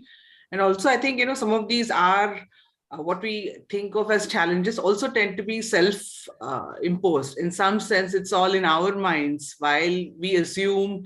I think a lot of those are something that we have to kind of break out and of those of our own, inner demons, if I may say that, and then really look at, how does it translate and what are those key areas that we need to really focus on and just kind of declutter some of the other things. I think just to add on, like you said, being a very spiritually oriented person, which I have developed over a period of time, I found that strength in belief, in prayer, in there is this famous saying from the scriptures which says yad bhavam tad bhavati, that is, you are what you believe, so you actually become what you believe. So that belief is more important, and working towards that belief, I think, is the most important thing. Great. Meghna, so how would you say, what came up to you in terms of challenges or how did you see yourself? What would be some thoughts to offer for those, listening in terms of, learnings from your journey? Yes, I believe that everybody have their own set of challenges, and every stage of your growth, your startup, your company have different set of challenges. Like for me, what I felt was that I've worked with some top brands, and when you represent those brands, the company, the organizations are receptive to you in a different way. But when you start some of your own venture, you have to build up a credibility. You cannot carry that legacy forward with your own brand. You have to start everything from the scratch. You have to sell yourself. You have to build up your brand and the whole journey. And sometimes you feel that, there are moments when you just feel that maybe I have taken a wrong decision, or maybe things are not working that way. So I think the biggest challenge comes up from within yourself, where you get to a point where things are not working. And then you have to, convince yourself, gather yourself again, and take that plunge again and keep going. So things, as you move forward, things keep on changing, and the challenge, and being a woman, then being a mother, then having those, and we are brought up in an environment where we are conditioned to take everything as our primary responsibility. Thankfully, our next generation, our kids are not like that. But if you are deep down into work at 10 o'clock and you come back home and you see that food is not there, you might take it, oh my God, it's my responsibility, I should have done it, but I think we need to come out of that guilt. And I would also like to mention that, even the, men have changed a lot. They have become very supportive, and they actually, give you that platform to go and take your leap of faith and fly. So the conditioning, but it is not about blaming anyone. It is about yourself. You have to, accept yourself and be merciful on yourself, not going into the guilt that, okay, it's okay to be imperfect sometime. Let the things happen. Just take things as they come up. So, things both professionally and personally, challenges are there. But I think the key is to be consistent. Even in your down period, you should be there. Try to think of new things to get back, but don't give up, because there are very few people who take that step and then the journey is always ahead. There are road stoppers, but we should continue. Things work out. We only need to, hold on, think, and move on. I think great points. I think you also made a very important point about also building your personal brand, because I think many studies have shown that that's an area that tends to, get overlooked and needs a lot more focus as we move forward, more specifically for women as well. So I think, make a great point there about the need to really focus on building that, which really comes from your ability to understand, the vision that you build, how you deliver on the promises, and really about a multitude of other aspects that really go into building up of a brand. Great. So Hima, you did touch upon some of those, which I think are fairly, significant areas where in a field which is less traveled to being, a woman founder in that space. So yeah, what would be your advice to aspiring, entrepreneurs in areas like these, and what would you say are your lessons learned, or how would things have been maybe easier for you? What would have helped? Well, Sandhya, because challenges are always more pronounced when it comes to entrepreneurship, because the degree of risk that is involved in the process is much higher. And never does the same question paper appear in front of you. The questions change, the challenges change. We just encounter a problem, we prepare for a solution, go there, quite enough excited to face the challenge, but the problem changes. And though there are a list of the bigger things that come as we all are talking about the inherent subconscious, the gender bias, or be it the family support or the societal or the family requirements or expectations around us, the professional things that challenges that were there, especially in my journey, I would think it is the limited access to business or the networking groups that we generally tend to play. These play a major role in our journey. So there's a limited access of that, which is really a challenge that still I'm trying ways to break them. And the other thing that I would apart from all this, I would say are two things. One is the emotional strength that we must have, because being a woman, though this is nothing, the subconscious gender bias that we might have, or the responsibility with which we are also supposed to run our family when it comes into the picture, balancing family, our health, and the company. These three things together, I think it's a juggling of things where we just have to make wise choices, and nothing is correct or wrong. It's always circumstantial there. So I think it's the emotional strength that we all have to conquer before entering or dealing things in this particular space. The other challenge I usually face is the cultural conundrum. The way we are raised, as girls, we would have been raised to be not so talkative, not so bubbly, not to laugh for a simple joke, not to just go inside a heat of people and just talk openly, where networking comes into picture. So and very respectfully we handle with all these principles. Sometimes that could be as bad. When you are a leader, you sometimes have to say no to some things, right? And when you lead an organization, sometimes you have to take decisions that people might think that you are so bad, but it's okay to be bad, because it is for the company that we take the decisions. So this nameness, this emotional strength, which protects or which deals with our family from our internal perspective.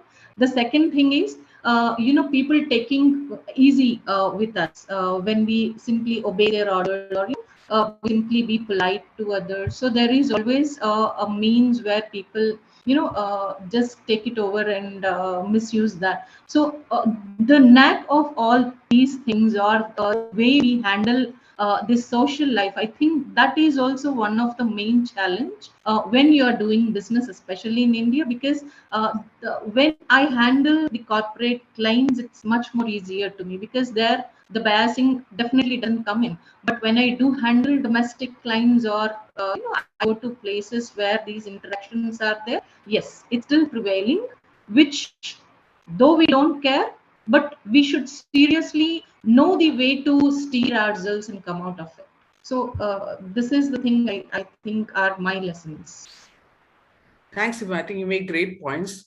I think specifically the first one where you talked about access to networks. I mean, for example, where we are at T-Hub, and if you look at the larger startup ecosystem, the access to networks, access to capital is what we've seen fundamentally as being one of the. I mean, it is the world over, but it's further amplified in the tech space. But in terms of access to capital, because a lot of these tend to be traditionally have been male dominated. So I mean, it is just means that the problem gets amplified at each stage. So it is about being able to provide equal opportunity. So what a lot of investing companies, what a lot of enabler organizations like T-Hub are trying to do is to encourage a lot of these groups to at least have a woman representative in the investment team.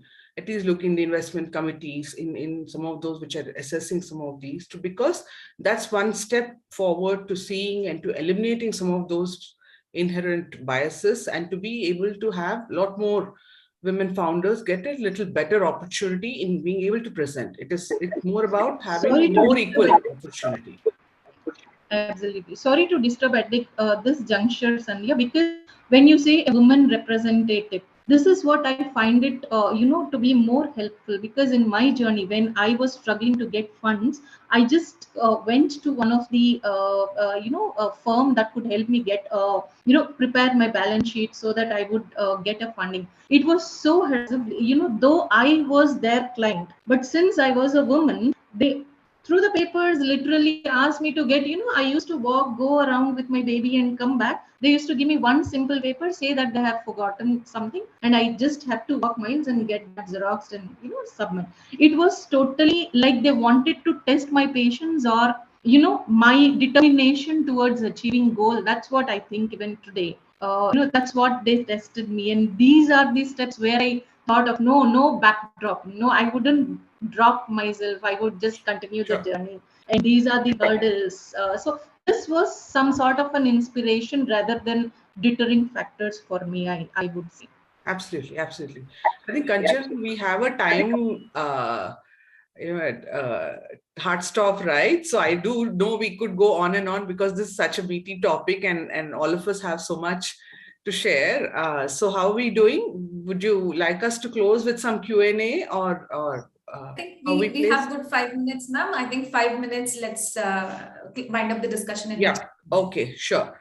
So, I mean, I'll just take a minute to summarize what we've discussed, and probably ask my fellow panelists to take a minute each to just highlight what they probably could not cover, and then we'll turn it over to you, Kanchan.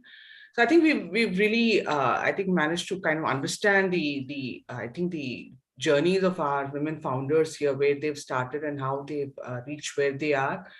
You're looking at some unique and some not so unique challenges along the way. I think the need to kind of find that, really reach out for that goal, to understand, to really not shy away from doing all the hard work ground up. I think to really look out for support systems, not to be deterred by challenges, but to take it as an inspiration. I think to dig deep into our families and our peers and other support systems. I think those are some learnings that I'm sure a lot of the participants in this discussion will take away. But I will turn it over to my co-panelists, probably request them to take a minute each, and then share any other thoughts that they would like to. Yeah, Leela. Yeah, thank you, Sandhya. So I wouldn't even take a minute. So I would just summarize the previous panel, the 6 ups of leadership I really liked. So I thought I should drop some panels to that. So as ma'am said, it's show up. So show up actually means, this is for the people who are listening to, I think show up actually means have clarity in your thought before you speak. So only when you are very clear in your thought process, you will be able to raise your hand and then speak up. So there is for this one, I think before you speak, you should listen. I think listen more is more important. So you listen and then speak. So that's when we enrich ourselves, and whatever words we come out with will be really valuable. And look up. So that is a very important point. So how you look up, how you visualize the farther picture. I think it's more about empowering people, and then coaching and collaborating, and then probably I always tell with some of my friends here, it's always good to collaborate than compete. So I think that's what it is about. So thank you so much for the platform. And Kanchan, you've been I think it's been a really great show. I hope many people got some good insights from this webinar. Thank you for the opportunity. Thank you so much. Yeah, Hima, would you like to go next? Yeah. First of all, thank you, IOD and Kanchan. Thank you so much. A very few points to concise here. I think in addition to all these problems, access to funds is what we have problem to be solved. If at all a creation or a tighter integration to all these formal or informal meets that sometimes we can arrange where the interactions or networking can take place. I think that would be great, where such sort of things would be totally raised, and we would grow up to a next level. And entrepreneurship is always easy, but it comes along, it carries along with it some pros and cons as well, which one have to be prepared. And thank you so much for this opportunity. And Sanya, thank you so much. Thanks, Hima. Yeah, Meghna, would you like to take a minute and share your thoughts? Yeah, definitely. Firstly, I would like to thank Kanchan for giving me a platform like this. Thank you so much. It's a wonderful show. I would like to tell, as Leela was discussing, that generally women are considered resources with baggages. Even if you go with hiring, or if you go for a higher designations in the company, they all try to figure out, oh my God, if you give a position to this lady, she might come back and tell you, I have to, my child is sick, or I need to go. So, but I think entrepreneurship gives you that platform to prove the world that you can do it all alone without being telling people that they have multiple roles to perform and a woman can perform best in all the roles. It's their choice what they pick up and what they want to do. So I would actually recommend people to gain certain experience in their current roles and should try their hand on being an entrepreneur or start your own thing, because it changes your world 360 degree, and it lets you do things which you never thought of you are capable of. So I would just say that, take that leap of faith, go on that plunge and explore the world. And I also want to like to add on that, the trend which is going on, there is no more that women don't help each other or promote each other. Now women are coming together and they actually prefer, when they want to collaborate or pass on the business. Especially me, when I have any opportunity, I make sure that if any woman entrepreneur is there, I would like to first reach out them and try to, give business. So if we all work together like that, it is going to be beneficial for all of us. Great advice, Meghna. I think that's totally true. And I think also in areas like funding also, like now, which was unheard of, but you have women only funded, investor groups. We have a lot of focus on looking at those kind of businesses. So it's really the ecosystem which is really now coming together in multiple ways to help and foster and enable, women founders. So yeah, it's a great time to take the opportunity and take that leap of faith. Yes. So Kirti, final words? Yes.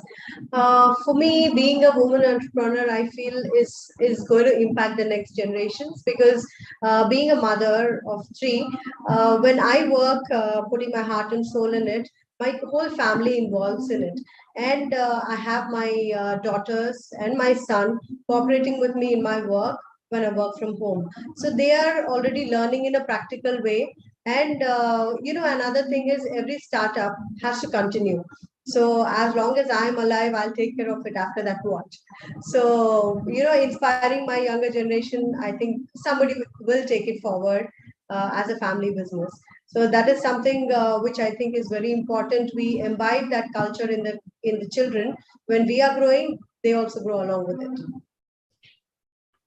Thanks, Keith. I think you bring together, I think, a very great point, which probably is, which we didn't touch on very, explicitly, is the role model. I think it's the role model effect that women leaders, founders, and businesses, which kind of creates an ecosystem effect, and studies have shown that a lot of these have multiplier benefits which go much beyond their current contribution.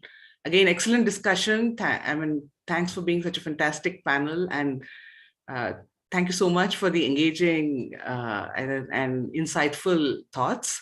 So I'll turn it over to you, Kanchan, to take it forward. Thank you all once again.